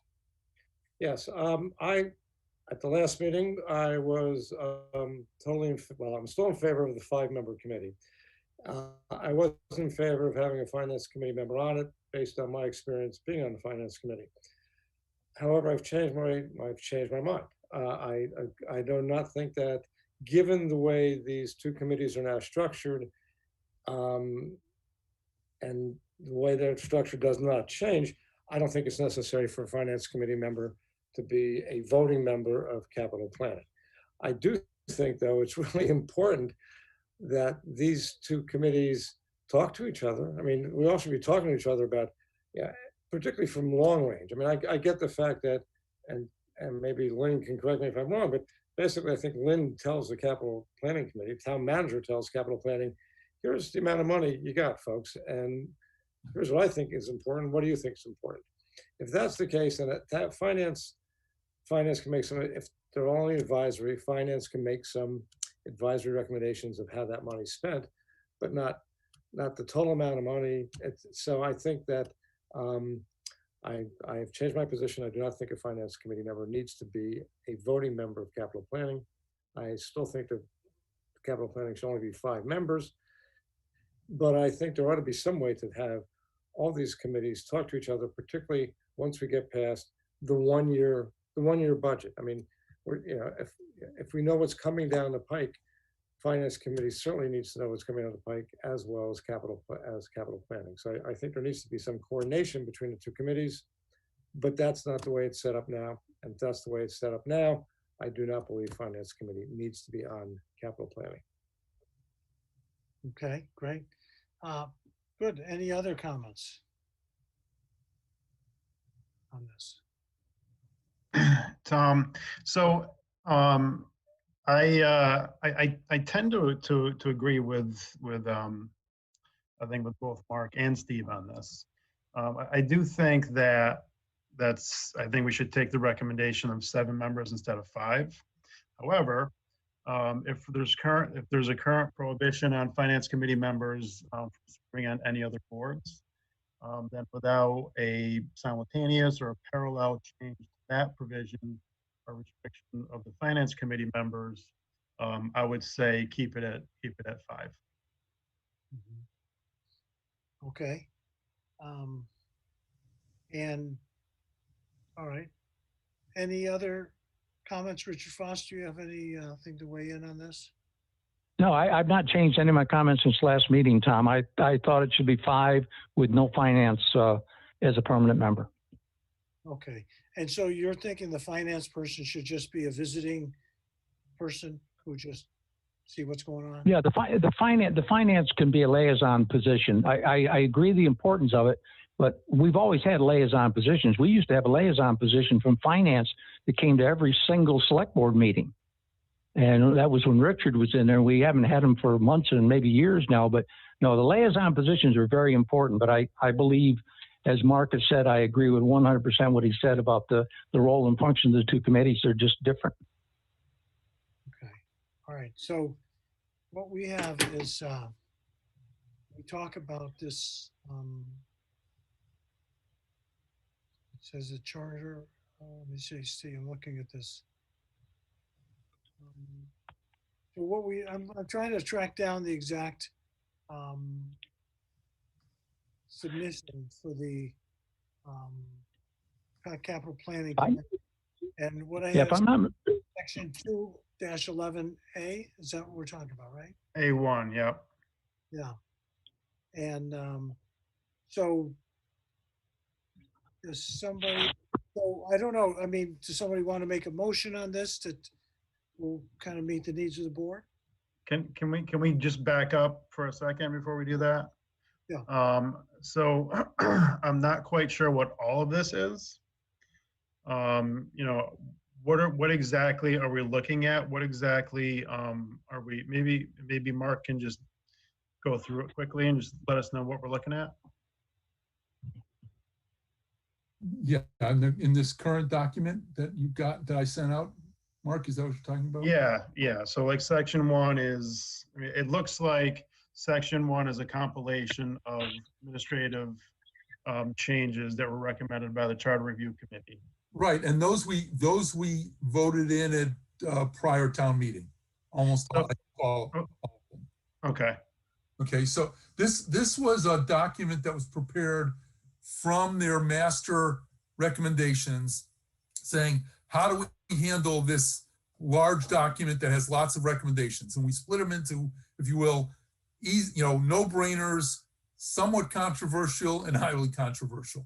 And those characterizations, Mark, to a large extent were subjective, but the no-brainers, which were all the administrative recommendations, those were all put into earlier recommendations and earlier changes that were passed at town meeting. So then we looked at the second sections, which was somewhat questionable, but we thought we could handle, and that was the capital planning committee recommendations.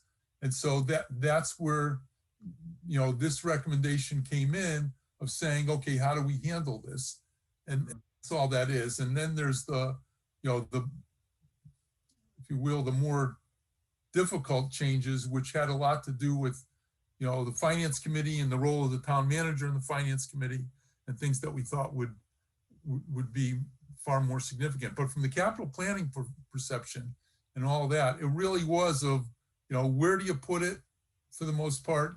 How many people are there, and what's the sequence of who does what when, and part of it was the change in the sequence.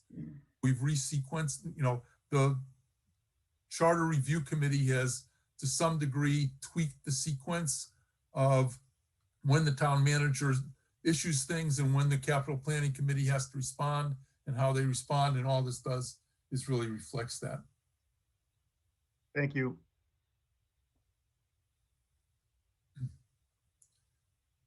I mean, it could, Tom, just the capital planning's job is pretty easy. I mean, the town manager now is preparing, here's the whole list.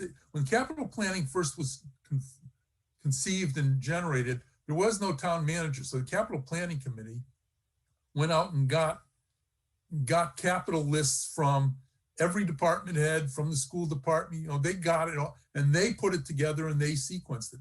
Now the town manager's coming in with, so what they're doing is saying, okay, we agree with the sequence, you know, we're just starting with number one and we're sequencing them. And oh, Paul Pasterzik's telling us, here's where we run out of money. That's where we ran out of money. And so they're just confirming a sequence based on public input, their input, and things that they may hear or learn.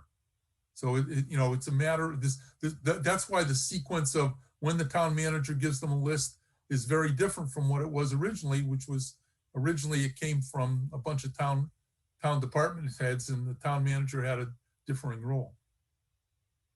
Okay. All right.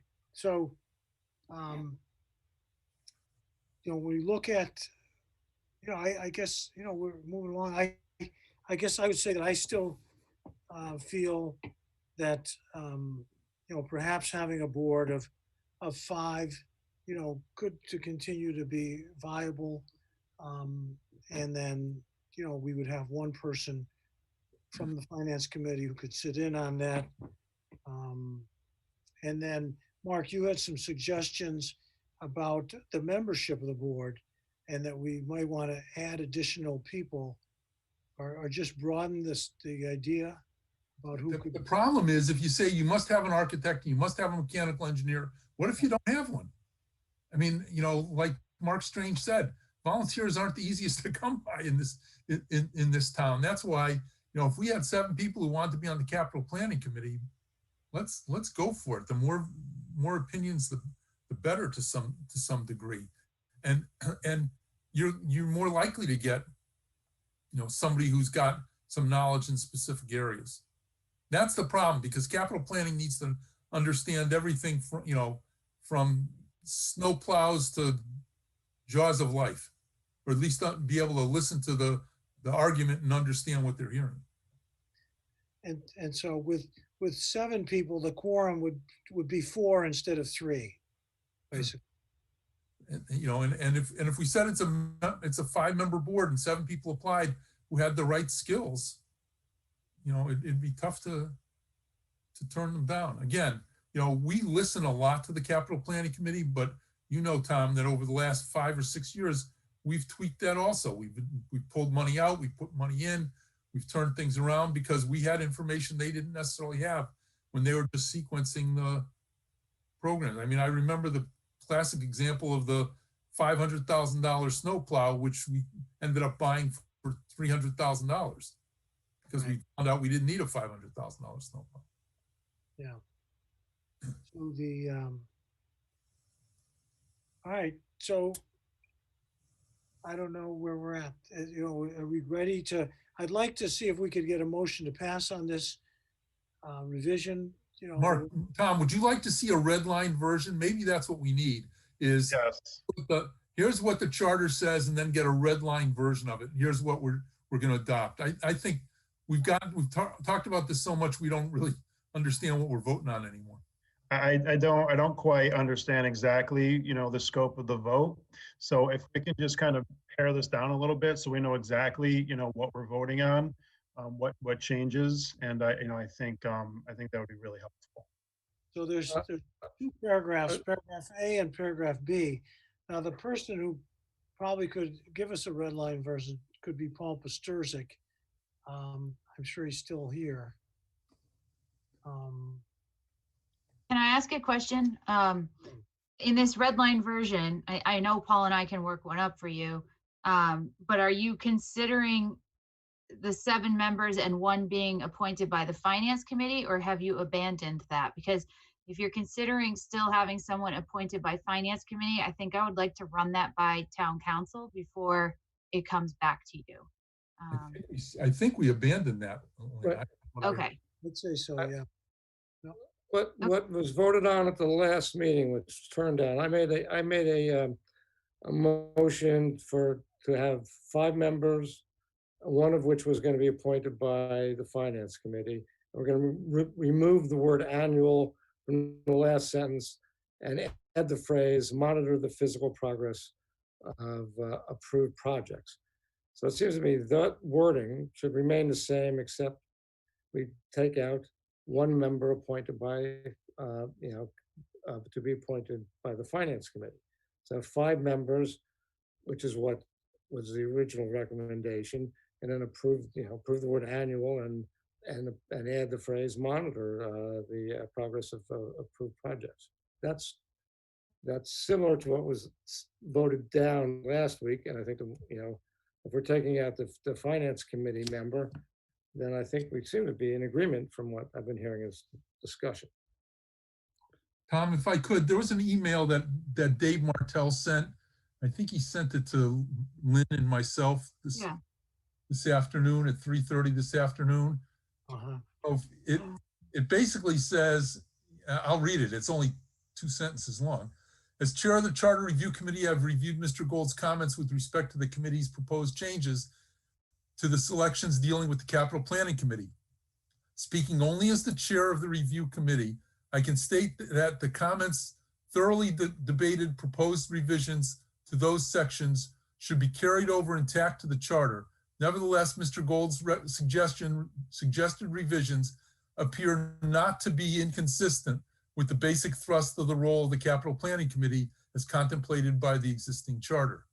But then he says, I'll have my comments within the next week on Mr. Gold's other proposed revisions to the review committee's proposals. So, in terms of the Capital Planning Committee, Dave Martell is kind of sticking with what they've recommended. That's the way I read it. Okay, and the document that he was looking at says the committee consists of 7 members, 6 appointed by the select board and 1 by the finance committee. So if we make a change to that, then he would, he wouldn't be feeling the same way about it, but perhaps, but all right. And so I guess,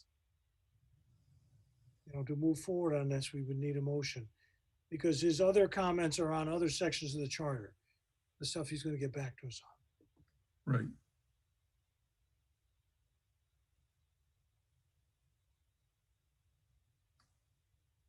Can I make a motion to table it?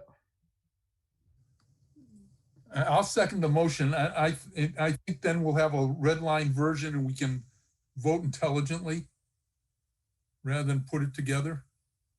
Okay, so we have a motion to table the discussion. And is that to a date certain?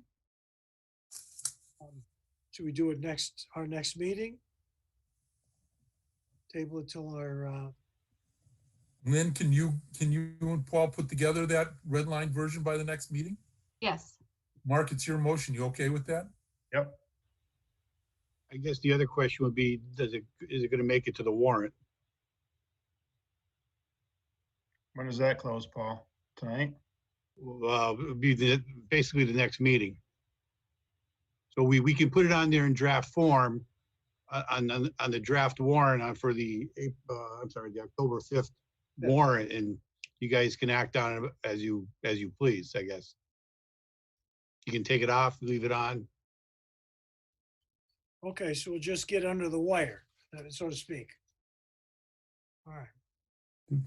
So good. So we have a motion. Any other discussion on the motion to hold this till our October 5th meeting? Hearing none. Deb, why don't you take a roll call vote? Tom? Yes. Mark Strange? Yes. Steve? No. Mark Gold? Yes. Richard? Yes. All right. So we will continue. And at the next meeting, we'll also throw out the next section of the Charter Review Committee's work that we're going to make some decisions on at the following meeting. Now, the moment we've all been waiting for, I think, which is, new business. the town warrant. We have a draft that we've received for the fall town meeting. Hopefully you've all been able to look it over. And Lynn, do you want to make some comments about the warrant? I can start generally. I do want to let you know that we have Chief Dearborn here and moderator Rebecca Townsend. I don't know if you want to talk about the warrant first or if you want to talk about town meeting planning, if there's a preference. But I can just start if you'd like. You have a draft warrant in front of you. We have a growing number of articles. It's quickly approaching what we had for annual town meeting. Some of that is because we kicked some of those items from annual town meeting forward to the fall. And now we're already here at the fall. So we're quickly planning and pulling this together. I guess it goes hand in hand, going through the warrant goes hand in hand with talking about fall town meeting planning. I'm going to let Chief Dearborn speak to this specifically with the thoughts of like logistics on the meeting, where it's going to be held and what the seating looks like. That's just some preliminary work we've done right now, and then we can have a deeper discussion after that if you'd like. Sounds good.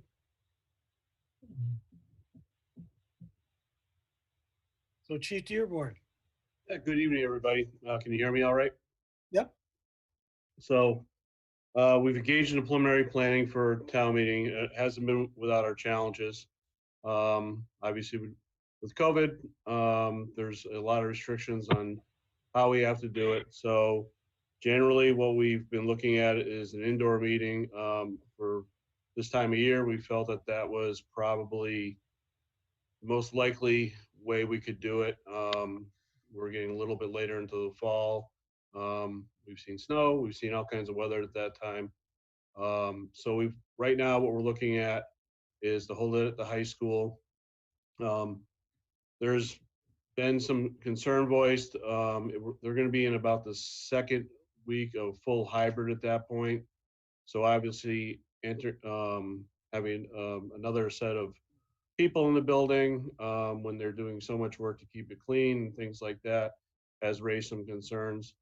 So right now we're looking at the gymnasium, the cafeteria, and the auditorium in that order. So as people come in, they would go to the gymnasium first, then to the cafeteria, then the auditorium. We would tie the spaces together with kind of a Zoom setup. So if somebody wanted to speak in another room, they would have the ability, it would be broadcast on the screen. There are some IT challenges with it, but I think we've got it worked out. The biggest factor, and I know Rebecca will raise this, is we're trying to keep 6 foot spacing. We've been gone back and forth as the best way to set this up, but what that really ends up with is a cap on capacity. And right now we did reconfigure some stuff. I'm not sure, Rebecca, I didn't get a chance to talk to you today, but we did add a little bit of seating. So right around 365 with those 3 spaces. So we did get numbers from Kathy Ingram, our town clerk, and kind of look at the averages. Again, a lot of this depends on the warrant. The more controversial items are on the warrant, the higher our census for town meetings are.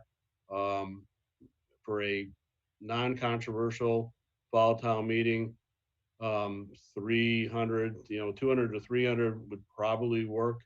And I know there are concerns with that, but those are some of the challenges. Just to kind of give you some logistical background of the challenges we're facing.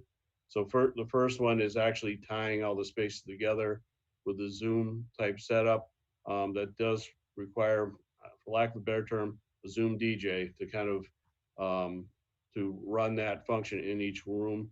So it does take people to do that. I think I'm not as concerned about that. The big one is cleaning. The expectation is that any spaces we use will be cleaned overnight so we can hand the school back in the same condition we found it the next day. Obviously, it's a very sensitive subject. We have looked at other spaces in the school that we could potentially use, but it greatly expands that cleaning function when we're done. And right now we don't, even with the 3 spaces, we're going to be contracting that cleaning. So it does add a cost to the town meeting. Very similar cost actually to what the audio, the sound system folks cost is for the outdoor town meeting. So, I'm doing the best I can here. Trust me, but there are some limitations. So I'm just presenting that to the board. And I fully understand Rebecca's position on it. She does a great job. These are just unusual times, and I kind of feel like I'm trying to shoehorn this thing into a space with people and still meet all the safety requirements. And it's been an uphill battle. I've been working closely with the schools. Nick, our facilities guys, Andy Fraser, our COVID officer, has been, all involved in it, and we're trying to make this work. So that's where I'm at. Okay, thanks, Chief. Did anyone have questions for the chief at this point? Mark Strange. Hey, Chief.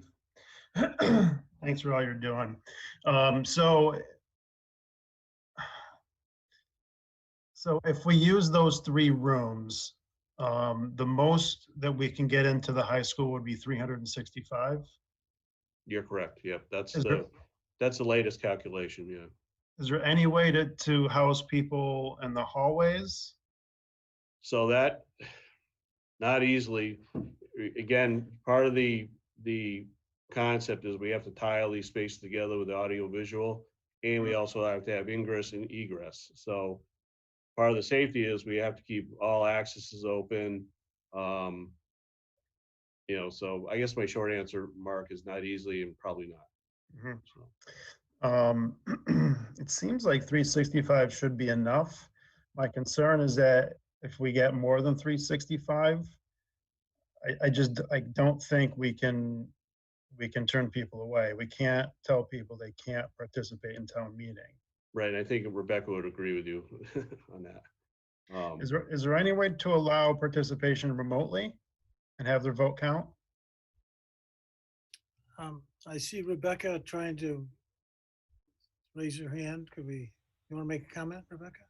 Yes, I would, and I do appreciate the preliminary logistics work that Chief and Lynn and colleagues in town departments have made. I want to specify that it's not my position that we cannot limit capacity at town meeting. It's the law. And I made this clear before that, the select board has chosen to meet on October 27th, and that's the location. We must deal with that location. The capacity for town meeting is ultimately the capacity of the high school. And as I've suggested, given the typical numbers, 300 should be fine. However, depending on what articles are on the warrant and depending on who shows up by law, we must accommodate them. And so my proposal is that and oddly enough, there's a limitation in terms of who has authority over what aspects. The select board selects the location, the moderator runs the meeting. And so in running the meeting, we would suggest that yes, we have the gymnasium, we have the auxiliary room of the cafeteria, and the auditorium. Should those be filled? The library is a 4th option. Should that get filled? The Business Technology Center is another option. Should that get filled, then we can move into classroom space. I just want to make it clear that it's not my position that we cannot cap the meeting. It's the law. All right. I guess I'd ask you a question, Rebecca. It's not uncommon in this COVID world for people to have to make reservations. And so would we be allowed to have people reserve the first, 365 seats? Could we do something like that? No, whoever shows up must show up. We can ask for, and I think this was part of the preliminary plan that the chief had prepared, is that we, as we did for the annual meeting, we send out a query to the public, do you plan on coming? And that query indicated a 50% response rate of, we had 299 voters at the annual meeting, and we got about 50% of those responding that they would. That gives us an idea, roughly, very roughly, of who is planning to attend, but we cannot reserve seats for people in that way. Okay, so, but you probably do similar advanced planning to try to get people to give you the town an idea if they're going to be attending. Oh yeah, I mean, if we get back a minuscule amount, I mean, then all this is for naught. But we cannot. I mean, what I'd like you to imagine is if there's 370 people who show up, and those 10 who show up maybe after the meeting starts, it would be an absolute nightmare if we have to say we have to recess this meeting, continue it another day, find a large location, likely out of town, because we can't use the library, or we can't use the BTC, or we can't use the multiple classrooms. And so I want us to be prepared. And that means being prepared for whoever shows up, even if it's 10 more than that can fit in the spaces that we're planning for. Okay, great. So Can I just ask you a question, quick time? yes, I was going Must to this be in one location? Could we have the overflow be Glenbrook Middle School's auditorium or Williams Middle School's auditorium? And are we, and I know it's tough when somebody shows up to high school and say, sorry, you got to go to Glenbrook Middle School, but that's better than saying, sorry, we got to shut down this meeting. Is that a question for Tom or for me? That's probably for probably for you. I don't want that question. In fact, so I was part of a remote participation task force from the Massachusetts Moderators Association, and we dealt with that very issue. There is one town, the town of Carlisle, Mass, in Eastern Mass, that did something very similar. They experimented with having a remote group at a senior center that was located literally across the street.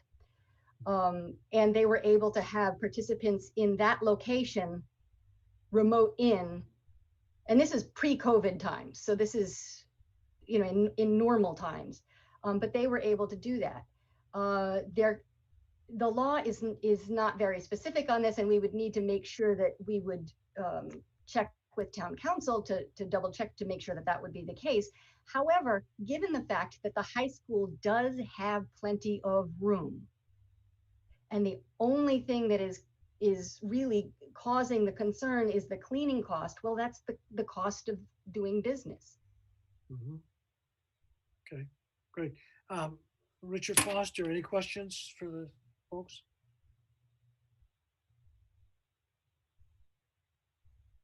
Okay, how about Steve Morantz?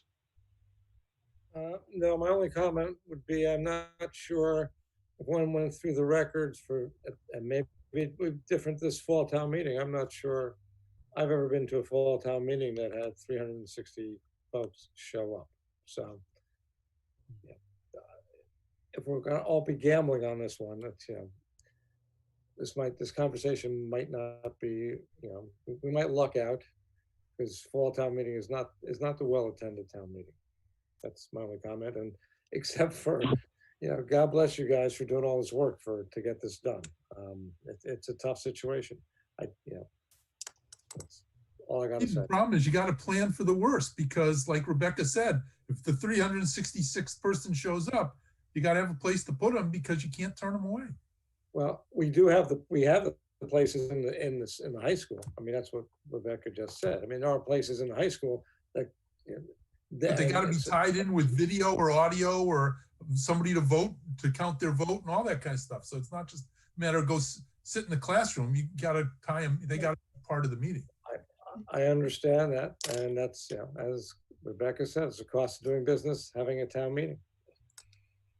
Right. And Rebecca, the town meeting isn't broadcast live either. So it isn't like people could pick it up on computers or, in all the classrooms, they have those big screen computers, but they wouldn't be able to pick it up, right? So the logistics plan that's being developed, it does include something like what we're doing now, where there's a Zoom platform, or whether it's WebEx or whatever the software is. It Okay. will allow for that simultaneous transmission. Okay. The legal requirement is for audio transmission. There must be public address that connects all overflow rooms, is what they call them. I don't know whether the public address system within the high school could cover that or not, or whether that's even been explored. Okay, yeah, because, but they also have those smart boards. And between the public address system and the smart boards, it sounds like we might be able to reach people. But then the issue is going to be cleanup. And so that's it. Now, Richard Foster, I know you're still signed in. Did you have any comments, or? No, I finally hit the right button. Now I'm not on mute, Tom. No, I don't have anything, Tom. All right, great. Thanks. I didn't want to leave you out of the thing. And then I guess we'll go back to Lynn. Do you have any other? Yeah, so for tonight's conversation, I think I'm looking for some feedback on what number we should plan for. Because technically, worst case scenario is every registered voter shows up. And that we don't even have a space right now that would accommodate that. So I guess what is worst case scenario? Do we know what the highest attendance for a fall meeting has been over the past 10 years? Yes, hold on one second. It'll take me a moment, but I can find that out. I feel like that's probably our maximum, right? Well, I mean, there have been some unusual special town meetings. Hold on one moment, please. I mean, Mark, it comes down to what are the articles? Does one article bring in 50 people? Sure. The highest has been 1,044. 1,044. Well, that's not helpful. No, I believe that was a senior center discussion or special. Or discussion, yeah. Yeah, something like that, or the Brewer Young Mansion, those brought in big numbers. More typical special town meetings that occur in the fall that are higher number are in the 400, 465 range. Those are the higher number. But again, I mean, as somebody had mentioned before, I mean, the research shows the meeting is highly attended when the issues are controversial. So if you have, a lot of warrant articles and you have any that are controversial, you're going to get people. Right. And I just want to make a minor note here about how we're talking about this. Worst case scenario that more voters come, like it's great.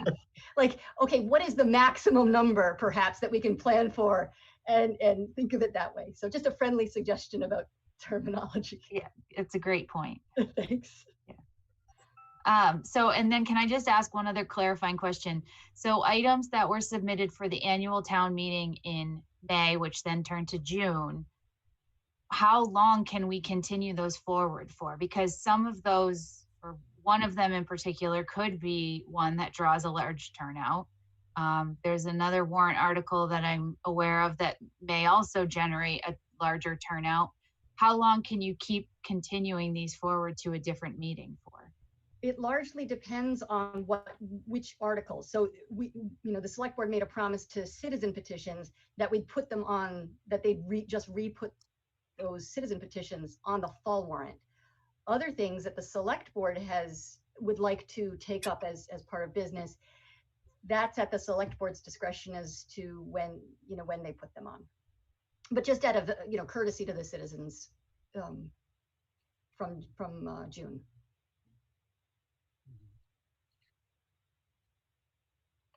Okay. Good. So, Lynn, you have nothing else, right? I mean, it sounds like the feedback I'm getting is to prepare for more than 300, less than 450.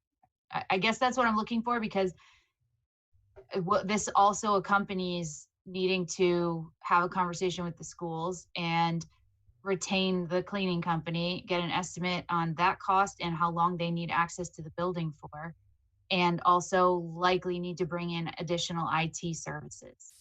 So these are all necessities that we have not budgeted for. So the cleaning, the extra cleaning wouldn't be a cost, an incurred cost, if the attendance doesn't rise to the maximum amount, or wherever we're saying it's 450. I can see how the additional IT services, that's a kind of a prerequisite, those would have to be incurred. I mean, it seems like 450 is probably, I don't know. It's a tough one. Yeah, well, we probably need to go over the warrant articles to know if there's anything that would really draw everybody in, and we haven't looked at them in quite a while. I would also suggest that, the use of consent agendas to group articles together can save time. But that's saving time. It's not, if it's a controversial article, it'll be discussed. Hold out, sure. Yep, okay. So, so Lynn, I wish we could be more definitive. Maybe we could come back to the discussion after we go through the warrant. Does that sound? Yeah. Okay, all right. So if we look at the warrant, and usually we have Paul Sturzik take us through this. I don't know, want to have him do that, or if Lynn, if you would like to, either. Yeah, no, that's fine. I can just give you a brief explanation of maybe about half of them. Some of them are carried from the previous meetings, but minimally the financial articles. On page 1, we have a reoccurring one that happens every fall where we have to transfer 10% of the community preservation funds into their special reserve accounts, which there are 3 of them, one for open space, one for community housing, and the other one for historic preservation. That's a requirement of the Community Preservation Act. I don't know if there's any questions on that one. Number 2, we're going to run short in the legal expense account. I just really don't have a clue at this point in time what I should be asking for. I'm thinking of roughly $75,000. I don't have any estimates of any bills coming in from our special counsels as of yet, but until I know, I will probably be putting in a figure of $75,000 for the legal expenses on the second one. And again, these are mostly to address the DPW facility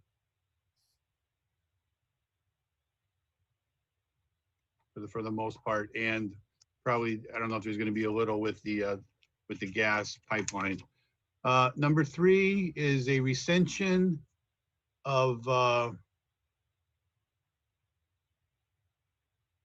$180,000 of the $200,000 appropriated for the daycare salaries. As you may recall, the daycare did not open up this fiscal year. We did have some salaries that were incurred over the summer. Because we're not going to get any revenue in, we must also decrease the expenditure side of the equation in order to get a balanced budget. So this is actually decreasing the expenditure side since there'll be a loss of revenues. The next one deals with, we're coming up a little bit short in the principal and interest, retirement of long-term debt and long-term interest. Basically, we refinanced back in August a number of the high school project, but at the same time, we also bonded for Wolf Swamp Fields, additional money for the DPW, and phase 2 of the landfill. This amount of $108,000 in total was the net amount, taking into consideration the savings of the financing of the high school and the cost of those projects.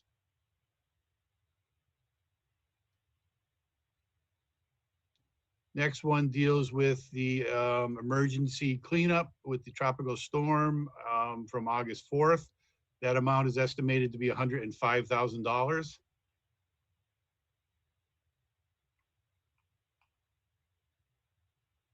Then we have to replenish the money for the operating budget for the special cleanup.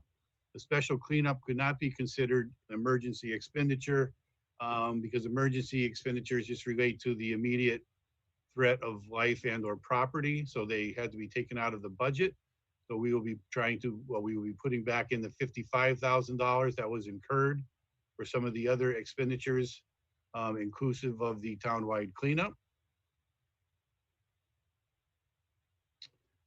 The last, yes. When will you have actual dollar numbers on these things? Again, Mark, I'm trying to, I recited a few, and I think these are really the actual numbers. 105,000 for the tropical storm emergency cleanup and $55,000 for the forestry trimming and removal.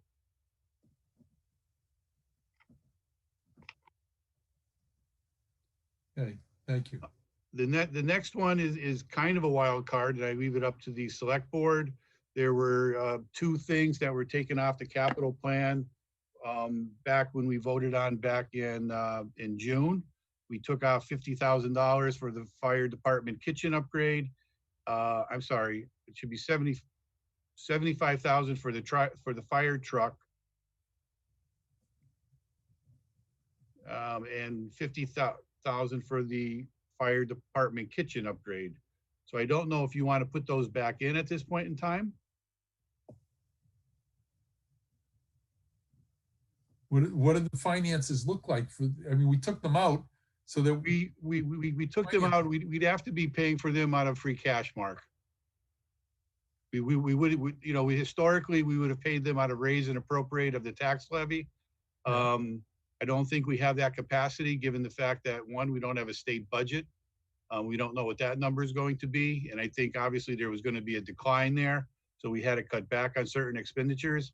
So if we did these, they would be taken out of our free cash account. That's a tough thing to decide, to take money out of. I mean, my personal opinion is we defer this and not take money out of our free cash account for capital items like this. That's my opinion. Well, that's why we're here, to get some feedback.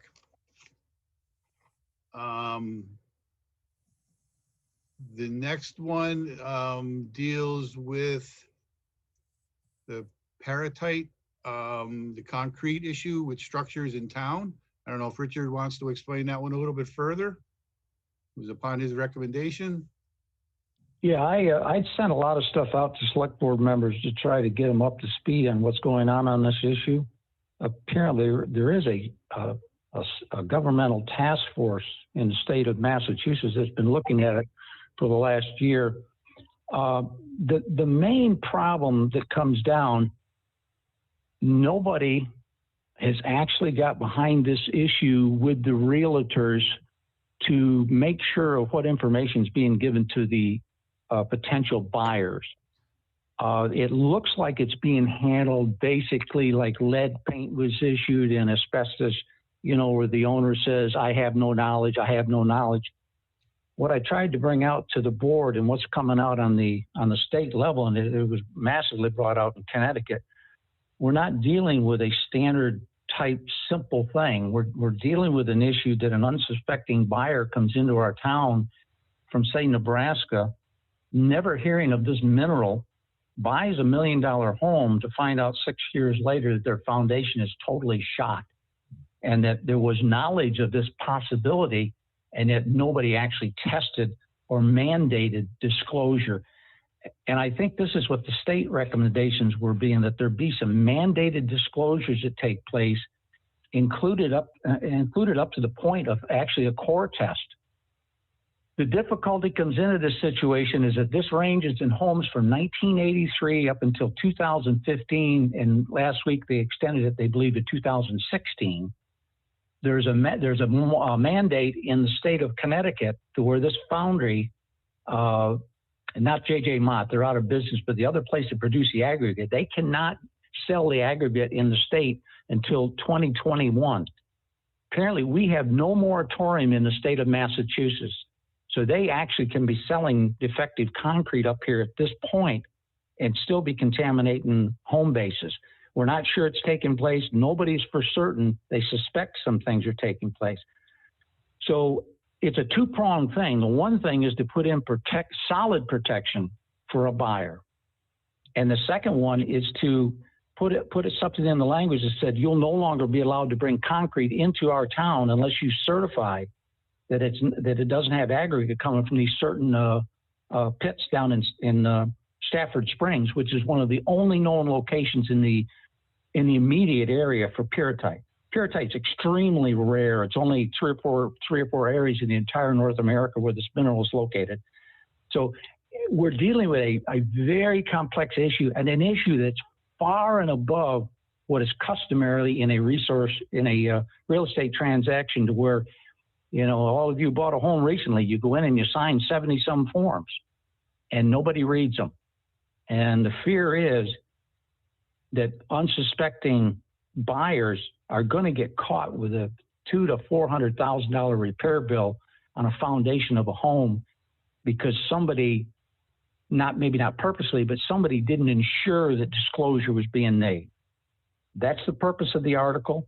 It does doveline the recommendations that are being made by the state task force, but the legislation, I talked with Robin, and she said she thought it was a good move to push forward in our community since they weren't sure if the legislation was going to make it at the state level.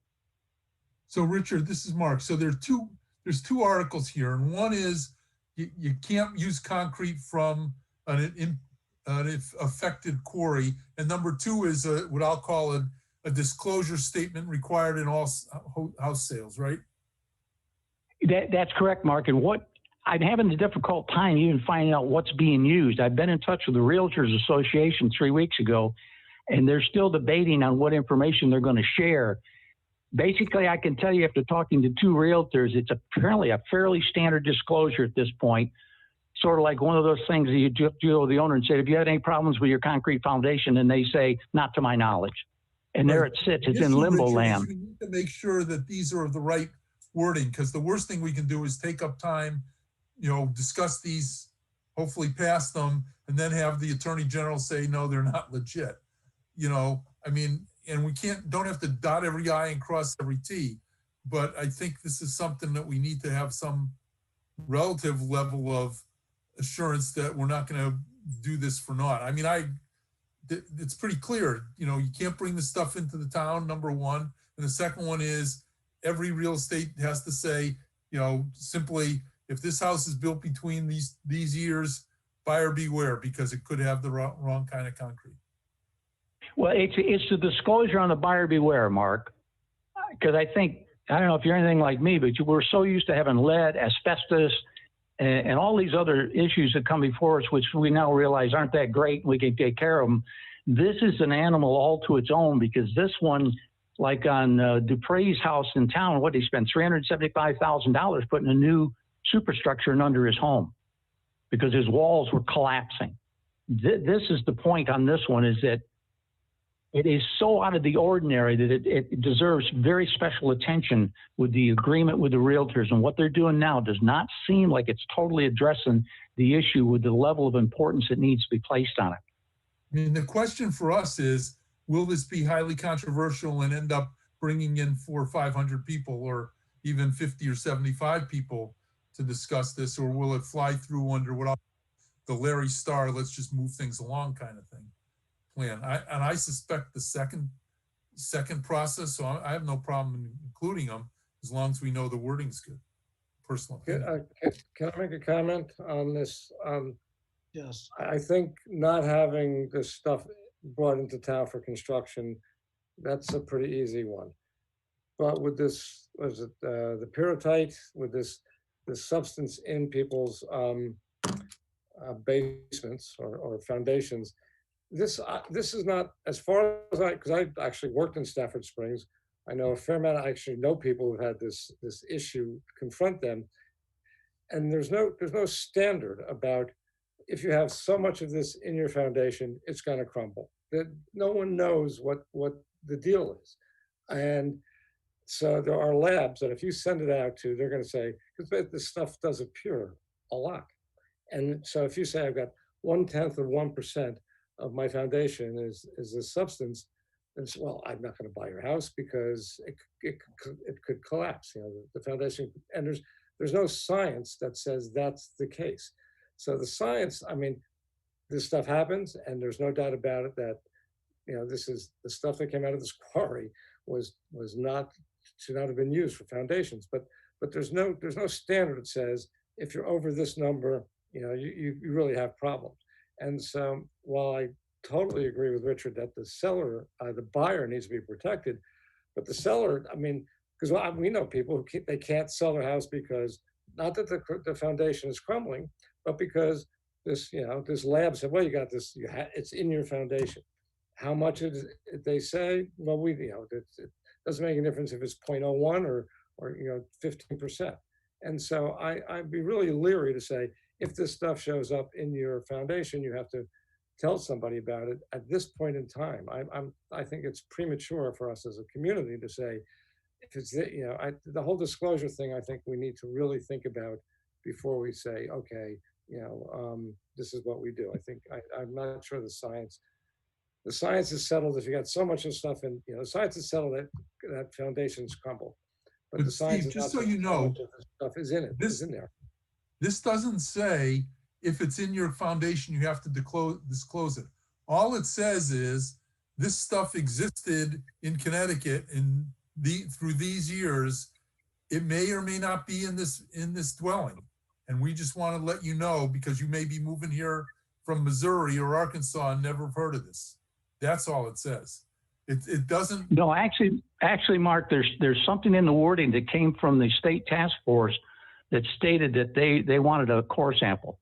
To your point, Steve, right, we don't know, because all conditions are different with pyrrhotite. The only thing we do know is that pyrrhotite will rot concrete if it's exposed to oxygen and water. How long it takes can varies for between 10, 15, 20, up to 30 years. That's the odd thing about it. That's what the state task force battled with too, and what the state of Connecticut has battled for.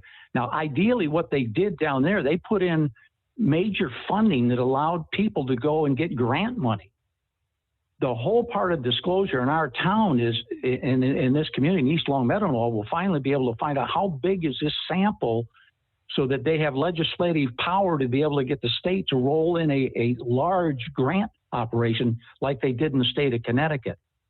If you read that report, and it's dry reading, but the task force went over all this stuff in pretty good detail on what their research had showed. The main thing, Steve, if it's in your foundation, you will never know when it's going to fail, but there's a good possibility that segments of your foundation will fail. And you also have to remember where they took that core sample is not indicative of a core sample taken 3 foot away. I understand that, but I'm not 100% sure that the science says if this is there at some point in time, your foundation is going to crumble. Because I don't know, you know, because I think this is not an uncommon mineral. No, you're totally wrong. This is extremely rare. There's only a fistful of locations in the entire North America. The only other location known here is up in Vance, Canada, I believe. And then the only one I'm aware of other than that is in Ireland. Well, this mineral is rare. Well, in terms of the folks in Stafford Springs and surrounding areas, foundations have crumbled. Do we know of any foundations crumbling in the town of Longmeadow? Absolutely. We've got a lawyer in town that's already had his entire foundation done, and there's 2 to 3 more that haven't identified. East Longmeadow has several cases starting to move forward. See, the thing is, Steve, people have been, a seller wants to deny the existence of it. And that's what's really hurting this, is because the state's not ponied up and made dollars available to fund this, to get it done. I think the more people that become identified, the more pressure it's going to put on the legislation to make money available for grants so that people can move forward with this. But yes, you have homes in our community. I will guarantee you, and this concrete was sold in this community possibly from 1983 to 2015. So if you had any addition that's ever been made, you could have this concrete in your home. They had fires down there, and most of the records at the plant burnt. Most of the developers and builders don't want to talk about it because they're afraid of liability. The building permit system does not have a block that tells where the concrete was delivered from. It's just now everybody's aware of what took place, and they're trying to make the best of a very, very bad deal. So Tom, where do we go from here? I mean, do we keep? Well, I want to see if Mark Strange had any comments or questions. Mark? I don't have any comments or questions. Okay, so the. Can I just make a quick comment, Tom? That I read this and I don't read it the way Richard does. It says, shall require, quote, concrete advisory and disclosure for seller and buyer's form. Without knowing what that form is, this seems pretty innocuous to me. Oh, you got a copy of the form. But it's not attached to the warrant. No, it's not a warrant item. Sure, it's an article on the No. The only thing that the warrant is about that we will mandate to have a disclosure. I hear you, but how can somebody vote on that without knowing what that disclosure is? I mean, I'm going to require a disclosure and I don't know what because I read the warrant. I'm John Q. Public in Longmeadow, and I come to the town meeting and I read this warrant, having never seen this advisory disclosure for sellers or buyers. And it sounds to me like it's lead paint existed during these years and you ought to make sure your house doesn't have it. Without knowing that it says, I didn't know it requires core samples to complete that document. I think it's a very difficult thing to put on a warrant to ask people to vote for without knowing what they're voting for, Richard. And no, comments are welcome, Mark. I mean, I supported it, but until I found out, I had no clue what it meant. All right. I gotta believe everybody else in town meeting isn't gonna know what it means. Mm-hmm. Well, I think that my opinion is one of the things we haven't talked about is the fact that insurance companies want nothing to do with this. So when residents find this, problem, their insurance company is not going to help them out. The only way they get help is from the state or from the feds. They can deduct the losses from their income taxes over a period of time and so forth. But I don't know if we can name a specific quarry in a bylaw. I mean, I think I'd like to get some. I wonder if we need to run this by our town council, because I know when we talked about, brakes on trucks, you can't specifically use the word Jake brake, even though everyone calls it Jake brake, because that points out one company that may make that kind of brake. I don't know. Does anyone think that would be an issue? Well, Tom, the only thing I know is that is the only known source of that gravel in the area. And that comes from the state study from the Tuck Center and Brian Ash when they put that study together. It's all been traced back to that one particular gravel point. Yeah. And the state of Connecticut has banned sales of that product until 21. And I'm not sure what they're going to do after that, because that's rapidly approaching. Yeah. And I think it's time to move on to other articles. Excuse me, but they could change the name of the quarry, I guess, at some point. Because Well, that's why it specifically comes down to the location of the quarry in Stafford Springs. Yeah. I wonder if we should have a more general, sort of unchanging description, such as no quarry from Stafford Springs, that we'd accept concrete from any quarry from that area, because there is only one, and no matter if they change the name or anything, it would still be relevant. So that would be my concern, is that naming a specific quarry could be problematic, because they could. Well, if we want some rework, we need to get some judgment coming back on what you guys want to do to rework it. Or vote to drop it, one way or the other. If we want to flesh it up, then I'm willing to work on it. But we've only got Paul, another week? You have 2 weeks to the 5th. Another 2 weeks. One more meeting. Yep. This, by the way, this could turn into a controversial issue. I mean, there's no doubt about it. We had a 15-minute Homeowners, discussion about it here, and we supposedly know what's going on. You imagine what's going on yeah. in the town meeting? Well, Mark, I would imagine when this gets out in the open, you'll see some citizen action groups on it. Because there definitely is, you know, if I got a $1.2 million home in town, I want to sell it. And I don't want to have to, you tell me I've got to replace $400,000 foundation.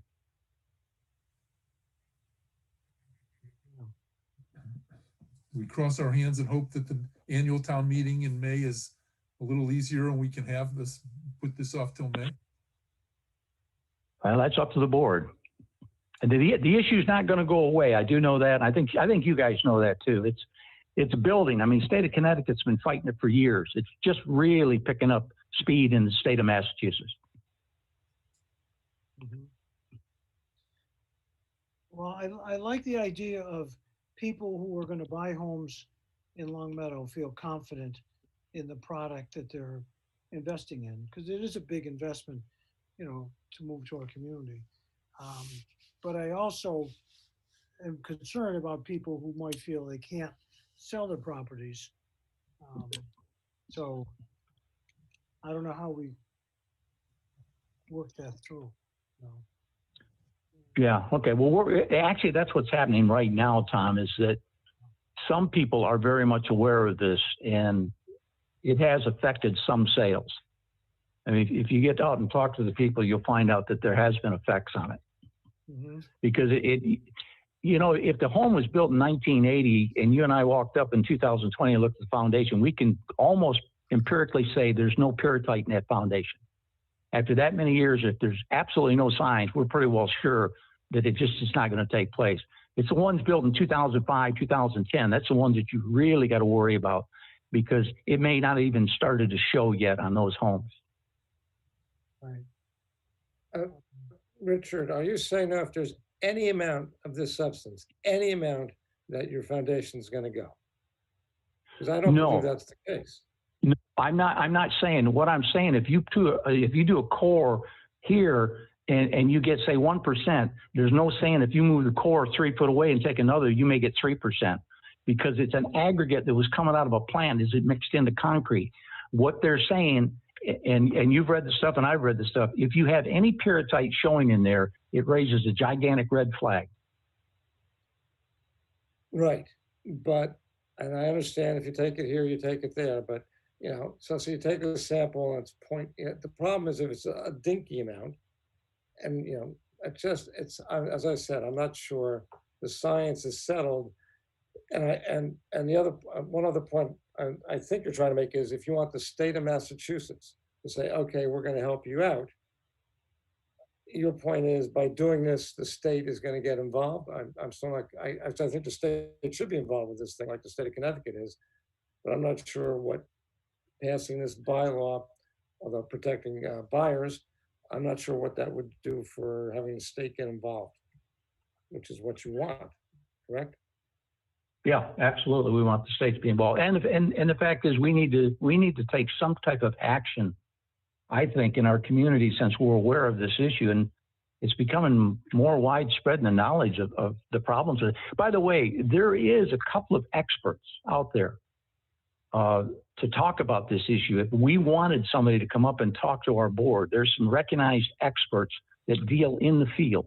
They train professionals, they train realtors, and everything else, and they are more than willing to come and talk. It may cost us a couple of pennies to get somebody to come up, but there are people that are really experts on this, can answer any question we could conceivably throw at them.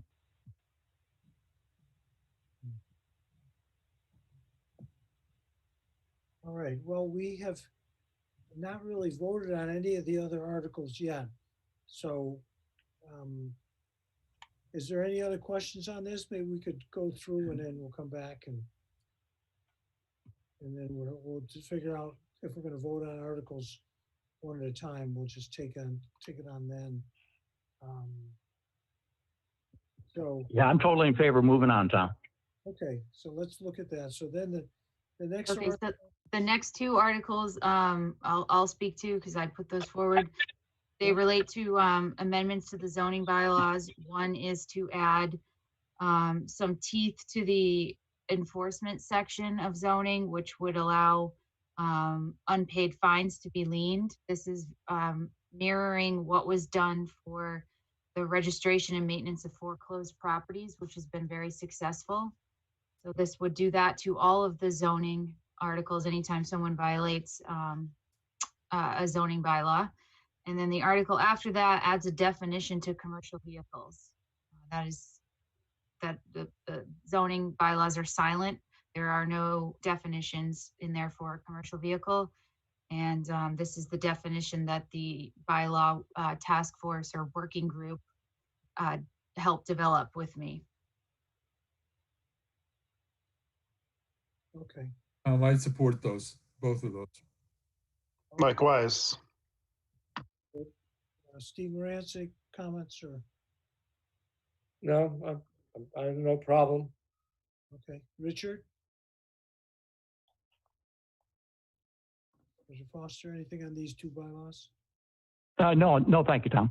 Okay, all right, yeah, great, Lynn. The next section are just some notes for Lynn and I, but there are a couple here that probably need to be written. One will be the question of the charter changes, dealing with now the capital finance committee, the audit committee, and the building committee, some of those that were voted on at the last meeting. The easements for the North Interceptor Sewer Project will have to be written more than likely by council. And then the other one that's highlighted there, do we want to go back and seek design money for Longmeadow Street, basically going after that money that was denied at the annual town meeting to continue to the design work in order to get in line for the tip money. Okay. So Paul, I don't know if there's any comments on that or not. There is one that just came up recently that I wish to discuss with the board, and that is I'm going to be seeking, I'm going to say like $20,000 for the HR department. The HR department has been buried with all this COVID related stuff and employee benefits. There's all these relief funds and additional time allotted. Recently, it's the schools, teachers, some teachers coming back, some not coming back because of concerns about COVID. We do have a part-time individual that we hired to do the FMLA and the ADA work. They have a small overtime budget that historically has been enough of $1,000, but that has been spent 2 times as much as this point in time. So I just want to make you aware that I will be putting in another article that's not on here for the HR work. After Paul, that, yes. Is there any reason why we would not want to put on this, the $100,000 for the Longmeadow Street that was turned down? I mean, I think we should do that. We don't want to waste the money we've already spent, and it's going to be money well spent because we're going to get a lot of money from the state, correct? As a result. Well, yes, that is the theory. I have no problem putting it back on. Like I said, we just had a little tickler list here, and it just wasn't written in time to get on here, but I am happy to put it on here. all right, now, Paul, the last time at the town meeting we had in fall, this article didn't pass, and part of the argument was, we were going into COVID, and we weren't sure about our financial situation, money from the state. And so is there anything that we could, show voters that we're going to be in good financial position, good enough position to be able to absorb this cost without causing a problem? Well, again, I in my monthly report, you saw that we are going to have a high free cash amount, mainly because some of the shutdown of government the last 3 months of the fiscal year. Also, some of that is because the state or the federal government has come in, and many of the expenditures that we had related to COVID were not taken out of the budget, and they were taken out of state and federal grants. So a lot of the extra expenditures that we did have at the end of the year should be reimbursed.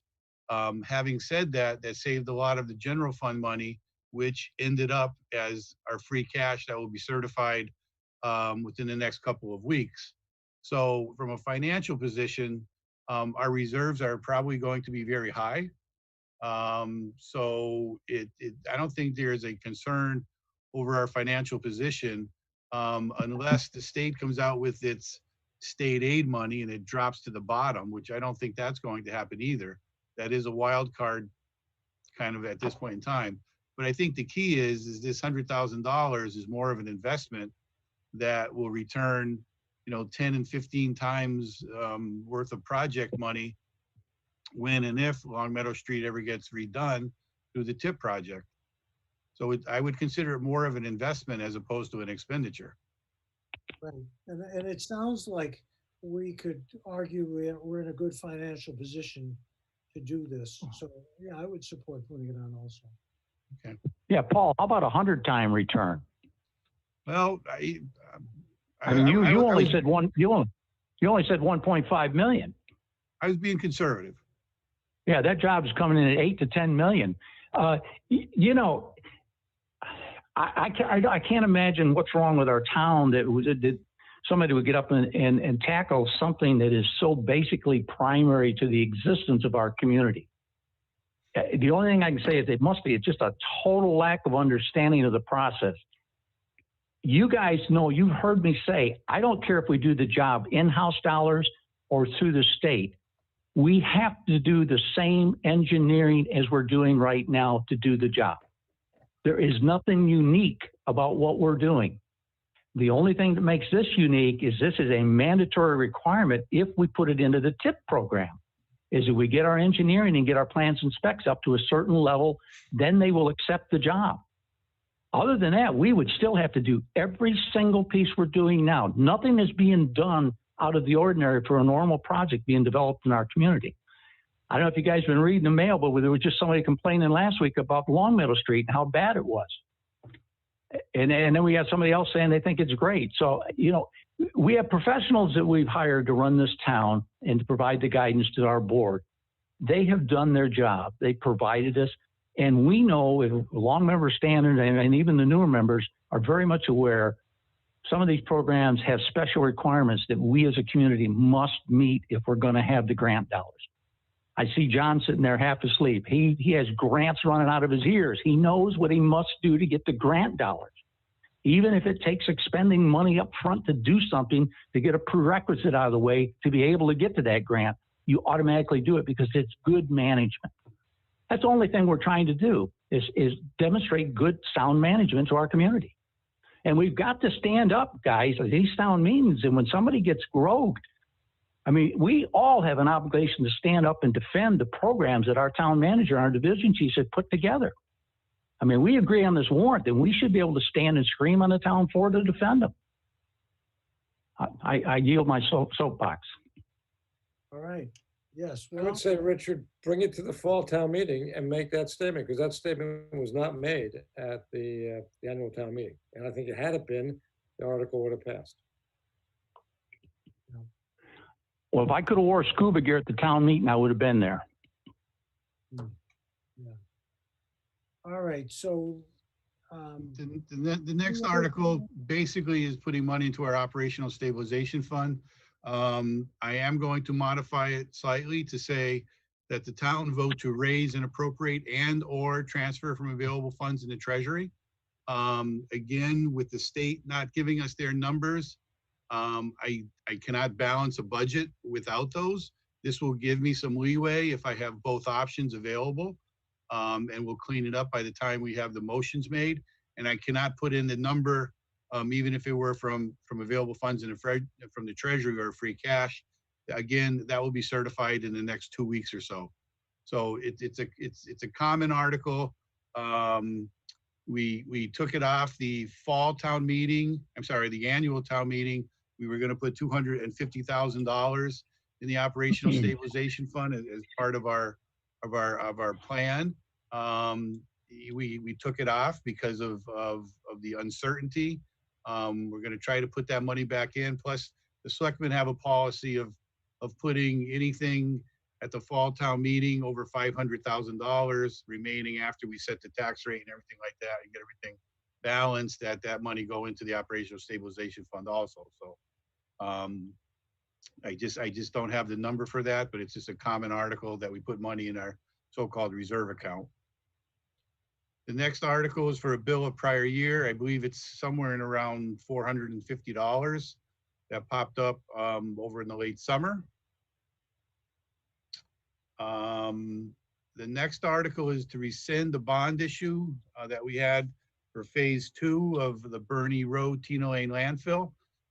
We originally had a bond authorization for $2 million. We only needed to borrow $700,000. This will get the other 1.3 off of our records.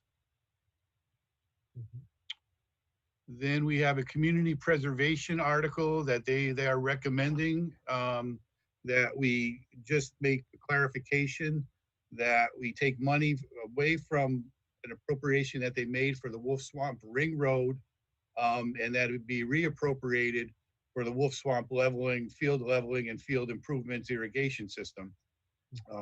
Being it the ring road before, it was actually, it had to be appropriated or spent on a ring road. They want to give it some broader, and I don't think the most recent plan involves a ring road, but they want to give it a broader perspective on that whole project and allow it to be spent on the project as it really is going forward. The next one, again, going back to our audit, we've been written up for the Solid Waste Recycling Enterprise Fund. This will revoke the acceptance that we took back in 2007 to operate an enterprise fund. I think the select board had made that decision when we spoke about it during the audit, the management letter. This will go into effect for FY 2022, but I have put it on the warrant at this point in time. All the remaining ones are previous ones from the annual town meeting that were taken off of the annual town meeting, and they're just being brought forward. The first one deals with the excise on rentals. That there was a small procedural matter that was never implemented. Again, I'm just reading it. I basically have to read the explanation right now because haven't read it in a while, but allows the rental tax allows municipalities to adopt a local room occupancy tax up to 6%. The town was made aware of a growing number of short-term rentals. Again, I think it's just a procedural thing that we needed to put in the 6%. Tax, Paul.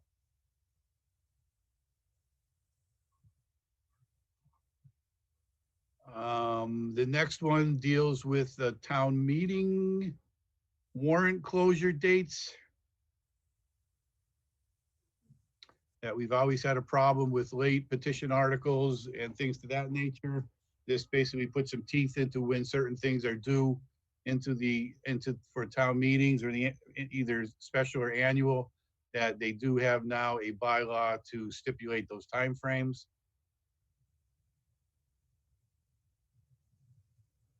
The one with the Historical District Commission, I believe, is a technical one that had to be corrected.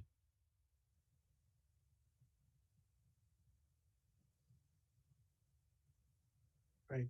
Yeah, we're trying to make it clear the Historic District Commission from the Historic Commission. I think that's part of the separation. I can speak to some of the other ones, Paul, if you'd like. Okay, yeah, if you would, because I'm not totally familiar with them, having not read them in a while. The planning board ones, these stem all the way back to January of 20, when the bylaw working group met to develop articles for the annual town meeting. These are ones that the building commissioner, along with the planning board, have identified as being problematic. So these would fix them. This one here is related to a non-conforming building. If it was destroyed by a fire, it could not be rebuilt.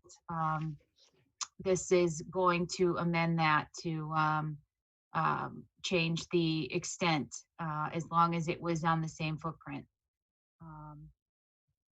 And then the next one is about detached garages. It doesn't allow it.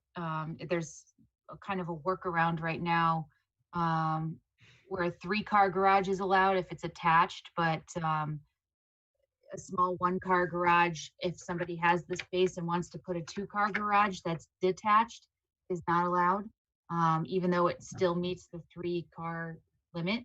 And so that was amending that, or offering an amendment to that. And then we are on the citizen petitions that are carryover from the annual town meeting. Right. Okay. Great. So we've gone through it all. And so you would like us to close some of these articles? I don't know that we're ready to do that yet. I mean, we could, but just for the sake of the time right now, I mean, maybe we have until October 5th to do that. I think we wanted to provide a preview tonight to see if there was stuff you wanted us to go back and work on and add or amend, but then also to try to get a sense of what we should be planning for turnout wise, given that this is what we have in front of you tonight. What does that change for our planning efforts? I guess I would ask if there's anything that you're sure that you want off, that maybe we have that noted, that's all. Yep. See, I was thinking the opposite. I was thinking that everything below the red line, we've already approved to be on in the past. And would we want to just approve that? Those last grouping of articles again. So we can approach it either way. Do we have a motion to? I'll take a shot. I mean, I don't think it does any good to just approve those bottom ones. We walked through this pretty carefully, and I mean, the Puritite ones generated a little controversy whether we want those, but I think everything else Paul had seemed like people were supportive of. I'd say put them all in there, get us all numbers, and next time we can go through them a lot more quickly and referring to them if there's any issues. But I didn't see. I mean, the biggest one for me are the 8 articles that are yet to be written and what they're going to say, because I pretty much would like to keep all the ones that we've got down there. Now, I'm not too sure about that Puritite one, as I explained, because I didn't understand what was meant by that disclosure statement. But other than that, they looked okay, and I just have them go forward. But generally, we put numbers on them so we can approach them, approve them, articles 1 through 10, and then articles 11 through that kind of thing. Okay. I mean, we'll probably reshuffle them a little bit too, to get all the zoning ones at the end, so on and so forth. A couple of them got inserted here and there, but we'll reshuffle them and put them in a specific order. Well, but then they're going to get reshuffled again anyway, Paul, at the town meeting when we come up with consent agendas. And I'm just wondering if we shouldn't try to do that ourselves. Well, we can try to well, again, we've normally had a procedural order that zoning ones were kind of after all the financial ones. And we do have a couple of zoning ones that are stuck right in between. So minimally, I want to move those.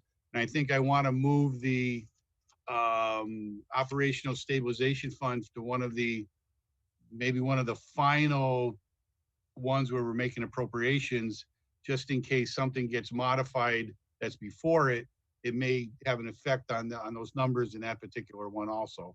Sure, but something like a $450 prior bill or rescinding borrowing, I mean, those are, Yeah, no, those are rubber stamps almost. I think we take those really early and just move them out. Right. Okay, that sounds good. Any other comments from people on the board? Yeah, I basically agree with Mark, except the Puritite issue. The course, if we're talking about course samples, I'm not comfortable making that recommendation to the town now. The thing about let's not bring this stuff in from the quarry is that's a pretty easy one for me. But I think in terms of the whole disclosure and the course sample, I think we have a ways to go before we want to actually tell the town this is the bylaw we're making. I'm not comfortable putting that on the warrant for this meeting. I agree with Steve. Okay, but you guys are aware that it could become law, period. because it is in legislation that's actually working its way through. That's fine. This is not something made up, guys. This is something that is based on the science on what the committees, these are the recommendations from the committee that studied this for a year. Right, so let them debate it in Beacon Hill, Richard, and then if they haven't gotten to it by June, then we can, or May, we can bring it to a town meeting that hopefully will be a real town meeting. And don't get me wrong, Yeah. Richard, I know this is a real thing, and if the legislature makes it law, God bless them. But, you know, let them do it Yeah. now as opposed to us. Yeah, well, as they say, our wheels turn faster than theirs. And it has been run by our local representatives, and they do agree with what we're doing. Paul, is there anything that you were left in the confused state on whether it was to be put back on the warrant or not? I know there's several items you talked about. No, the only one is the Puritite one, and it sounds like, I mean, there hasn't been an official vote yet, but I'm getting the impression that people want to hold off on it. Well, I would think it's reasonable that any select board member has questions on the Puritite, they would route the questions to me and I'll supply the information to them prior to them making an uninformed decision. You know what? We can, And I'll route it to you. The problem I've got is that the warrant article, you know, refers to a document that isn't available, and that becomes the problem. I don't see why we couldn't get, there is a draft of that disclosure form that I couldn't see why we couldn't attach it to the warrant article. I mean, the warrant. Yeah, it would have to be, I think. Okay, well, I mean, Mark, I'm only concerned with getting something ready for review at our next meeting. That's all. I just want to make sure we don't dismiss something because we haven't asked the right question. Well, so at our next meeting, Mark, personally, I'd like to see that disclosure form attached, and then we can vote whether we want it or not. so that's your only concern is the disclosure form? Yeah, it says it's concrete advisory and disclosure for sellers and buyers. And like I said, I read that and thought it was one of these innocuous, if your house is built between this date and this date, buyer beware, it could contain lead paint and it could contain Puritite. But if it says, okay, well, disclosure statement actually says, we went to the lab and we tested samples, that's a whole different bylaw for me. okay, well, in the absence of me being able to hand you that, I would ask that you please review that report that I sent you then, because you'll see page 17, I believe it is, there's multiple recommendations by that task force, and you'll be able to find the information you're talking about, and you'll see where we've just echoed it in our community. Fine. All right, Tom, that's it. Okay, all right. Mark Strange, any comments? No, nothing new. I would echo what Steve said, and Mark. I do have still outstanding questions about the Puritite. Just wondering if any of these have been vetted through Paul Healy or through I don't know, like the Realtors Association. It just seems like there's some specific details in each article that need to be further reviewed, further vetted. I'm not sure. So we're not going to continue any more discussion on this because it is pretty late. We do have a couple more issues we wanted to get to. So let's plan on, I think, Paul and Lynn, you have your working orders on this. So we'll talk about it on the 5th. We'll move forward. Okay. The next thing is Halloween is coming up, and it's in our town. It's kind of a big deal. It varies quite a bit, and so some towns have decided not to have Halloween, and I've talked about this with Lynn, and I've called the chair of the health committee. And so we're at a point where I just thought we should discuss a little bit as a board. I did have some basic, things, some guidelines. I thought maybe that the board could put together some guidelines, and then we need to send them to the health department. So the issues for Halloween 2020 and the COVID situation, one has to do with the size of gatherings. The state has some limits on the size and some penalties. And so we need to, let residents know what those are. Also, we look at private by invitation gatherings versus open to the public gatherings. And given the restriction and bans in other towns, a public event could attract a large number of people, perhaps 3 times the number of individuals who usually would attend different Halloween festivities in our town.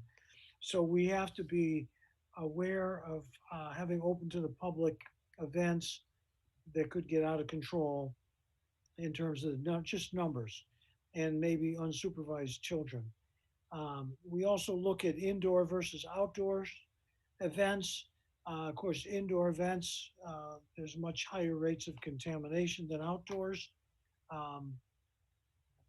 Parents would need to be observing their children's behavior and actively promote responsible behavior by wearing masks themselves and social distancing.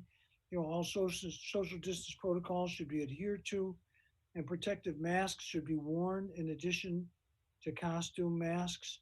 And Deb, I will send this to you, what I'm reading here. And I could send it to the board, actually. Residents also, have the right not to open their doors and compromise their health.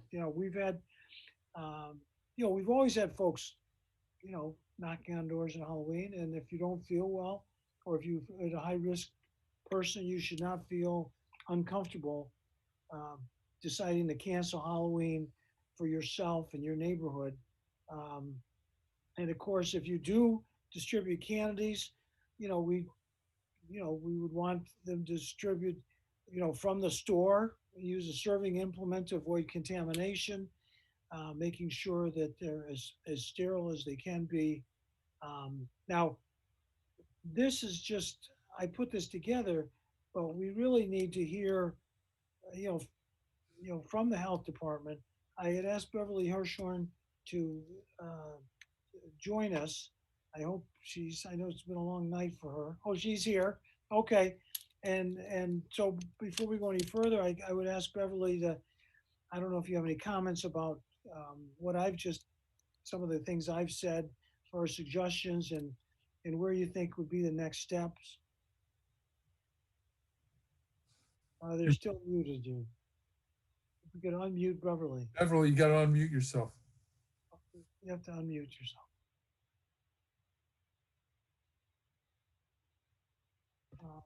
Can you hear me now? Yes, thank you. Okay, I know this is one of the more important issues that you discussed, but maybe for some children it really is. Yeah. So I'd sort of categorize this in 2 ways: the public events of people going, general Halloween versus some events that have been planned in the community. And there's 2 subsets, one that are sort of private events. I know one of the private schools is organizing one just for the families within that school versus an event that may be open to the larger community.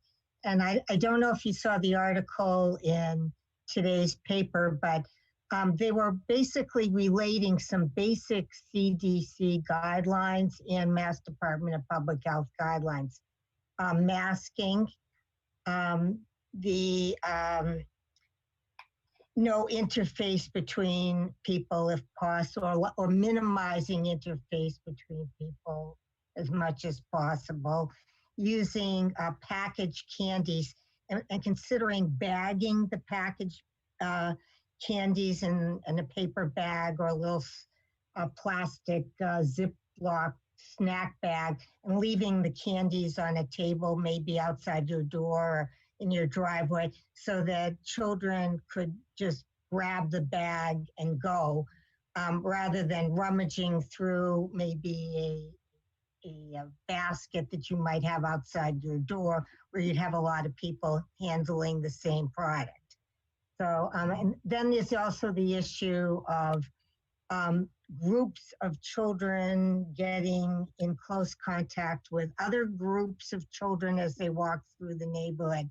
And I would say that the groups of children that are going as the children who are going as a single group probably either are siblings or children who are already playing with each other. So they're, if they're going to transmit something, they are or will transmit it on Halloween or any other time.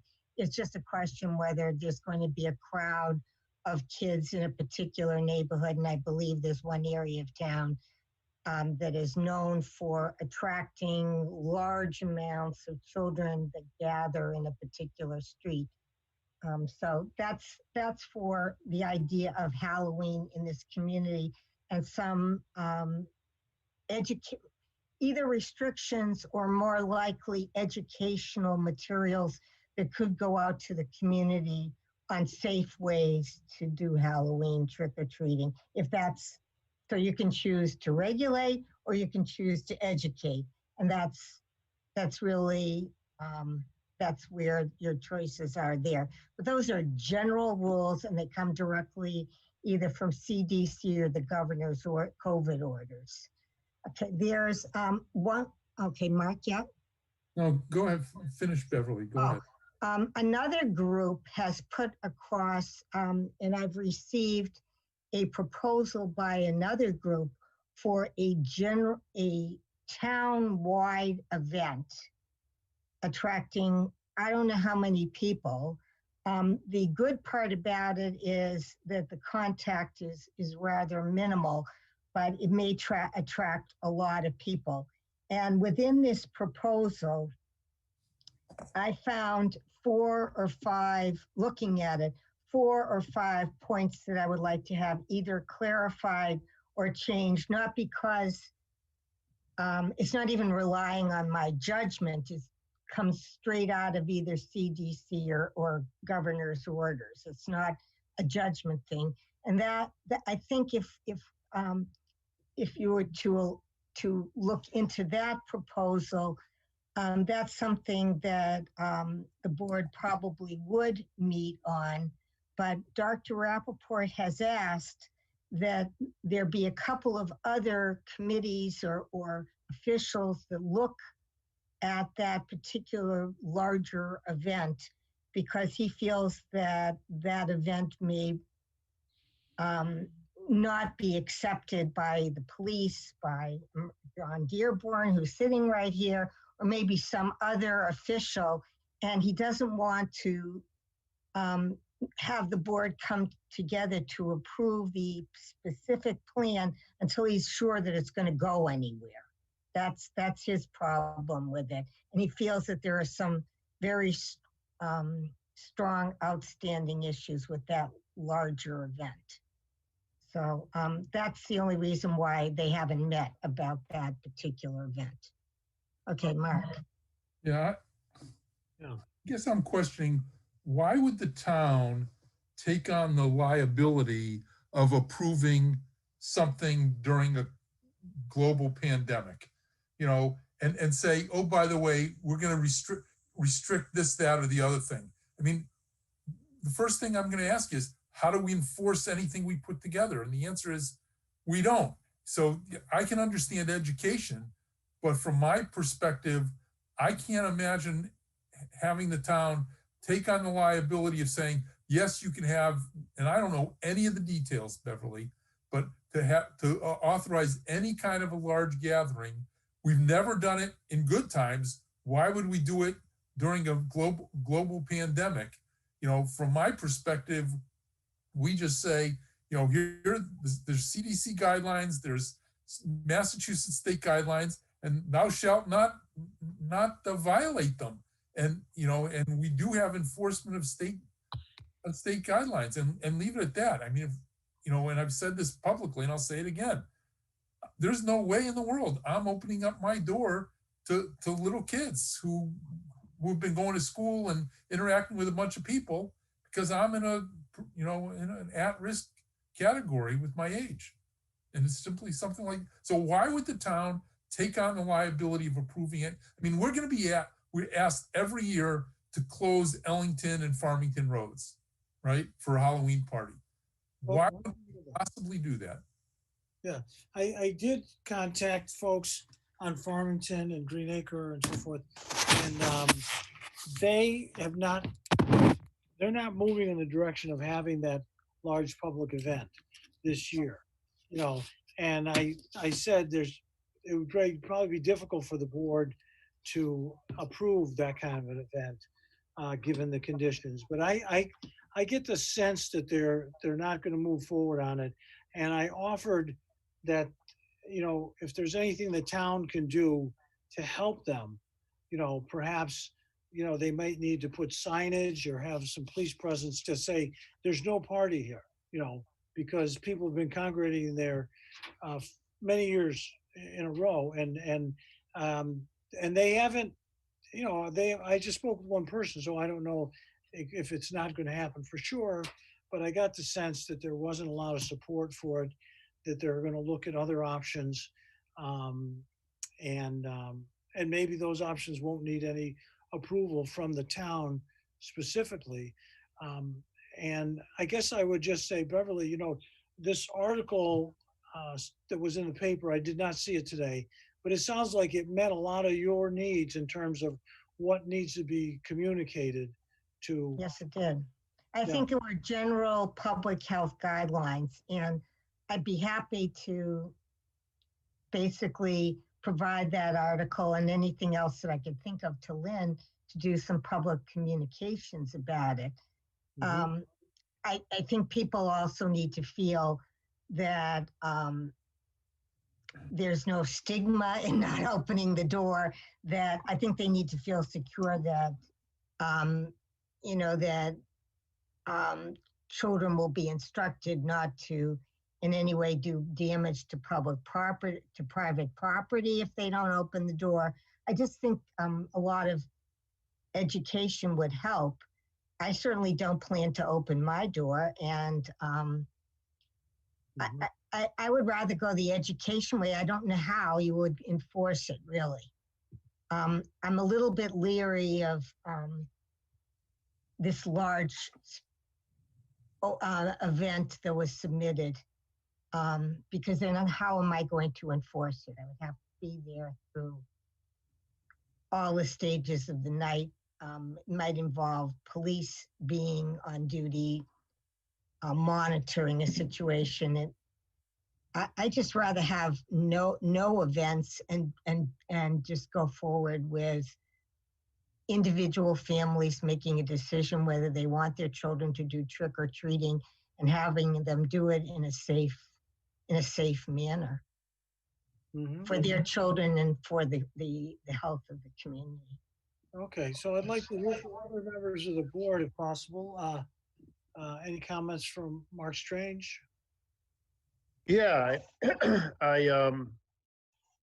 so I agree. And any large gatherings doesn't make much sense to me. I also don't think we should do the street parties like they do in Greenacre and in Ellington and Farmington, even though we typically go in those areas. But obviously this year just doesn't make much sense.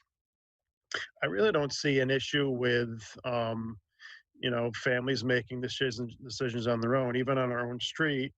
There's houses that have the lights out, and we don't send the kids up to that door to knock. I think it's entirely feasible to have, a Halloween trick or treating, and if people don't want to participate, which is totally understandable, just turn your lights off. And again, just, not allow kind of the larger gathering areas. Okay, all right, great. Richard Foster, did you have any? Let me go through the board, Beverly, and I'll let you speak again. Richard Foster, any comments on trick or treating? Yeah, I do, Tom. I've had the opportunity to be over at Farmington for about the last 3 years. Yeah. And everything we're talking about here, you can just throw out the rule book. because they're going to shut it down in Springfield. Those families are going to head here in Groves. I mean, on Farmington alone, an average household can process well over 1,000 children in one night. Yeah. And that's not organized. That demand hits their front door. They're not having a party. They have to be prepared. I mean, if you've never been there, you can't even envision or even consider what it looks like. And I don't blame the children, because they bring them from all over the area because we have such a safe community. But this particular year, if we leave this loosey-goosey, these kids are going to show up in our community. I mean, they are going to be here unless we absolutely shut down Halloween this year. There's just no way the word is going to be spread that we're not going to have the events on these certain streets. And I think the police are aware of that. John, I'm sorry we don't have the police here tonight, because they're the ones that really participate in that event pretty heavily. I have to support not having Halloween in our community this year for the safety of our entire community, being that we are such a community that draws so many people from other areas, Tom. I mean, that's what I'm fearful of, is that we're a mecca for kids coming to have fun, and it's a safe community, so they do flock here. Mm-hmm. Okay, thank you. Steve Morantz. Yes, I'm not opposed to having no Halloween, and all I can say is that we actually have a precedent for this. If you all remember the October surprise, 2011, 2012, and we had no power for a week for lots of times, that happened on the Halloween. There was no Halloween that year. It didn't happen because of that storm. Yeah. So, I mean, it's not like it's never happened before. And I think given the extraordinary circumstances that we all appear to be living under, you know, I'm not sure how you shut down Halloween, but, you know, basically people just don't leave their lights on. Well, you put in the newspaper that you're not happening. I definitely think if we're going to make an error, it's erring on the side of not doing it. I think that's a much safer way to go. Although we live fairly close to Farmington, and I don't know exactly what these events are about. So I don't know the events that you guys are all talking about that have been so, you know, have brought out tons of people all congregating together. But tons of people congregating together is not what we want to have happen in this community. Okay, so I'm getting the impression that, you know, folks on the board, you know, we have no proposals in front of us for street closings or anything like that. And it sounds like there wouldn't be a lot of support for those. And Beverly, you had something else that you wanted to say, I believe. Right? Oh, I just wanted to say that the Mass Department of Public Health has not come forward yet. And who knows whether they'll come forward. So, you know, obviously if the Mass Department of Public Health advises a no Halloween, the board would probably meet, and I mean, they tend to go along with the state guidance documents, and they would basically not approve at that time. But I don't know. You keep cutting out, unfortunately. Yeah, her computer muted itself. Okay, am I muted? No. You're muted now. I can't hear you now. Hi, if the Mass Department of Public Health had a specific guidance for no Halloween, I am sure the board would, I'm pretty sure that the board would endorse it. At this point in time, there is no state guidance on this matter. So it's a town by town decision.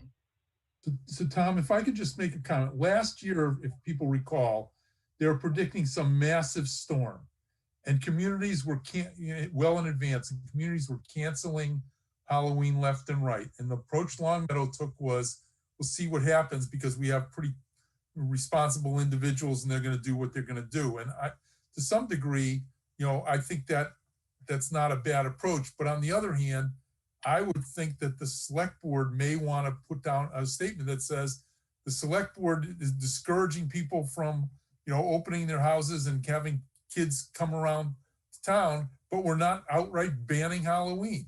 You know, if like Mark Strange said, there are a couple of houses with a couple of kids, and they, you know, I'm not going to, we're not going to enforce a ban on Halloween.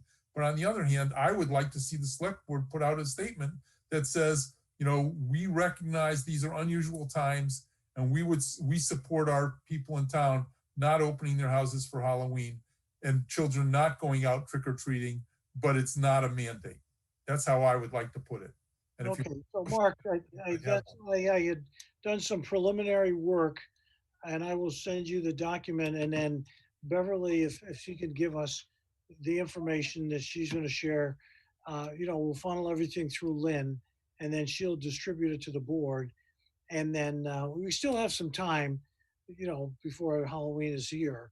And I do think that we need to make some recommendations as a board, and and hopefully if the state cancels it, then whatever we say will be, won't mean anything. But so it is getting late. It's past 11 o'clock.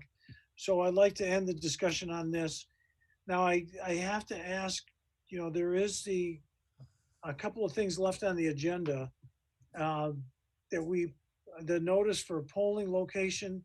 Do we need to approve this tonight? Lynn? Yeah, this is an insert. We're asking for approval on an insert to go in the water, in the tax bill to notify all the households of the polling location change. We've also done the reverse 911 call twice, but we were looking for an additional method to notify people of the change in polling location for November 3rd. Why do you need the select board? If you need the select board to approve it, I'll make the motion, but I wouldn't think you need the select board to approve it. We already approved the change in polling location. It's just a notification. I think it had to do with inserting something in a tax bill. Okay. The select board needs to approve that. I'll move that we approve the insertion in tax bills and notice of polling location change. Okay, and a second? Second. Okay, Steve Morantz. Any further discussion? Hearing none. Deb, will you call a roll call vote? Tom, Yes. Mark Strange, Yes. Steve, Yes. Mark Gold, Yes. Richard, Yes. Okay. Now, the next thing is the local community mitigation advisory committee to the casino. We have a description, and do we need to approve the description, Lynn? I think so. Debbie, this is something you pulled together from the last time this was done, right? it was used the last time, yeah. Okay. Probably needs to be touched up with dates and that type of stuff. Okay, so, I mean, the boards, is there anybody who saw anything in that? Steve, you were a member of that.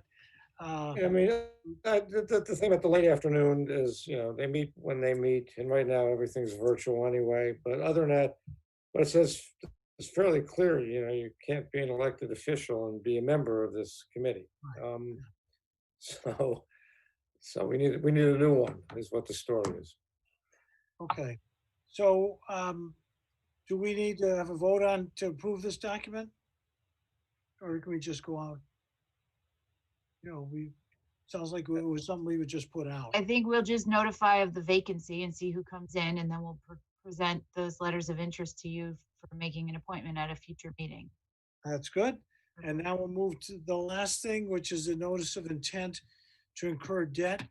And do we need to vote on this? Yes. You don't necessarily need to vote on it. It's actually it's opposite of that. So if anyone has any questions, I'm happy to answer them, and Paul Pistruzzi can also help as well. Westcom, the board voted to enter into a purchase and sale agreement to purchase Salter College. As part of this, we would then do a borrowing to fund the purchase. Each member of Westcom needs to go back to their body and notify them of this, and then if anybody chooses to, they could vote to disapprove but no other action is necessary other than a vote to disapprove. Can I ask you a question, Lynn? Does this incurrence of debt by Westcom impose any financial risks or obligations on the town of Longmeadow? It should not, Mark. There's basically the debt incurred by the district, first of all, is done on the full faith and credit of the district only. The statutes say specifically that there is no obligation of the communities. And as far as the actual payment, there is a line item within the budget that has not been used over the years. It's almost $250,000 for rent at the city of Chicobee's public safety complex. Basically, we would just be deterring that that budgetary item, and it would go towards the principal payments of the Salter stores. Salter College purchase. So in theory, that's how it should be working. We'll see. We're not signing the paper. That's all I want to know. You're not signing any paperwork. It's all the district's responsibility. Thank you. Okay, so then if there's no objection, I guess we can call for an adjournment of the meeting. I have two quick clarifying questions, and I'm really sorry that it's so late in the night, but I just wanted to get some further feedback on town meeting planning, because we're quickly running out of time for logistics of actual setting up spaces. So if there's any sort of feedback you can provide based on having gone through that warrant tonight, what should we, the 365 sounded reasonable to me, but I defer to, you've all been at these longer than I have. Lynn, if you want my 2 cents, if you have something like the second pure type concrete thing, you're going to bring out realtors and you're going to bring out people, and that will bring in a lot of people. Without that article, 365 is more than enough, in my opinion. There's nothing in this warrant that's will tend to bring out people. But I'll get, Mark Strange made a good point when he said realtors will come out in force, and that would really make a big difference. Yeah, but they'd have to be realtors, I guess, living in our community, Mark. And there's a lot. There are plenty who do. No, I'm just stating they would have to be realtors in our community. Of course, this could also be driven by a citizen petition next time too, so we get away from all the angst and worry. Right. So those 2 articles, I think attendance will be relatively low. Yeah, I don't know if that's helpful for you, Lynn. We'll talk about this next time. Okay. And then my last clarifying one was just regarding the Halloween conversation. I wasn't following where you left that at the end. Is that coming back on October 5th or? So I'm sending you that information I sent, and then Beverly's going to send you basically the stuff from the CDC that was in the paper, and then we will put together, something that we could put on our website after the board looks at it. Yeah. Okay. We'll plan on the 5th. That should give us plenty of time. Okay. All right. So good. You're set? Paul Pasturzik, you're set? I'm set. Thank you. Yep. Okay. Then I'll move we adjourn. thank you.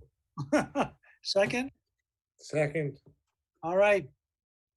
Deb, roll call. Tom, Yes. Mark Strange, Yes. Steve, Yep. Mark Gold, Yes. Richard. Yes. Okay, thank you very much. This was a lot of information. I hate to do this, but hopefully the next one will be shorter. Okay, good night, everyone. Thank you for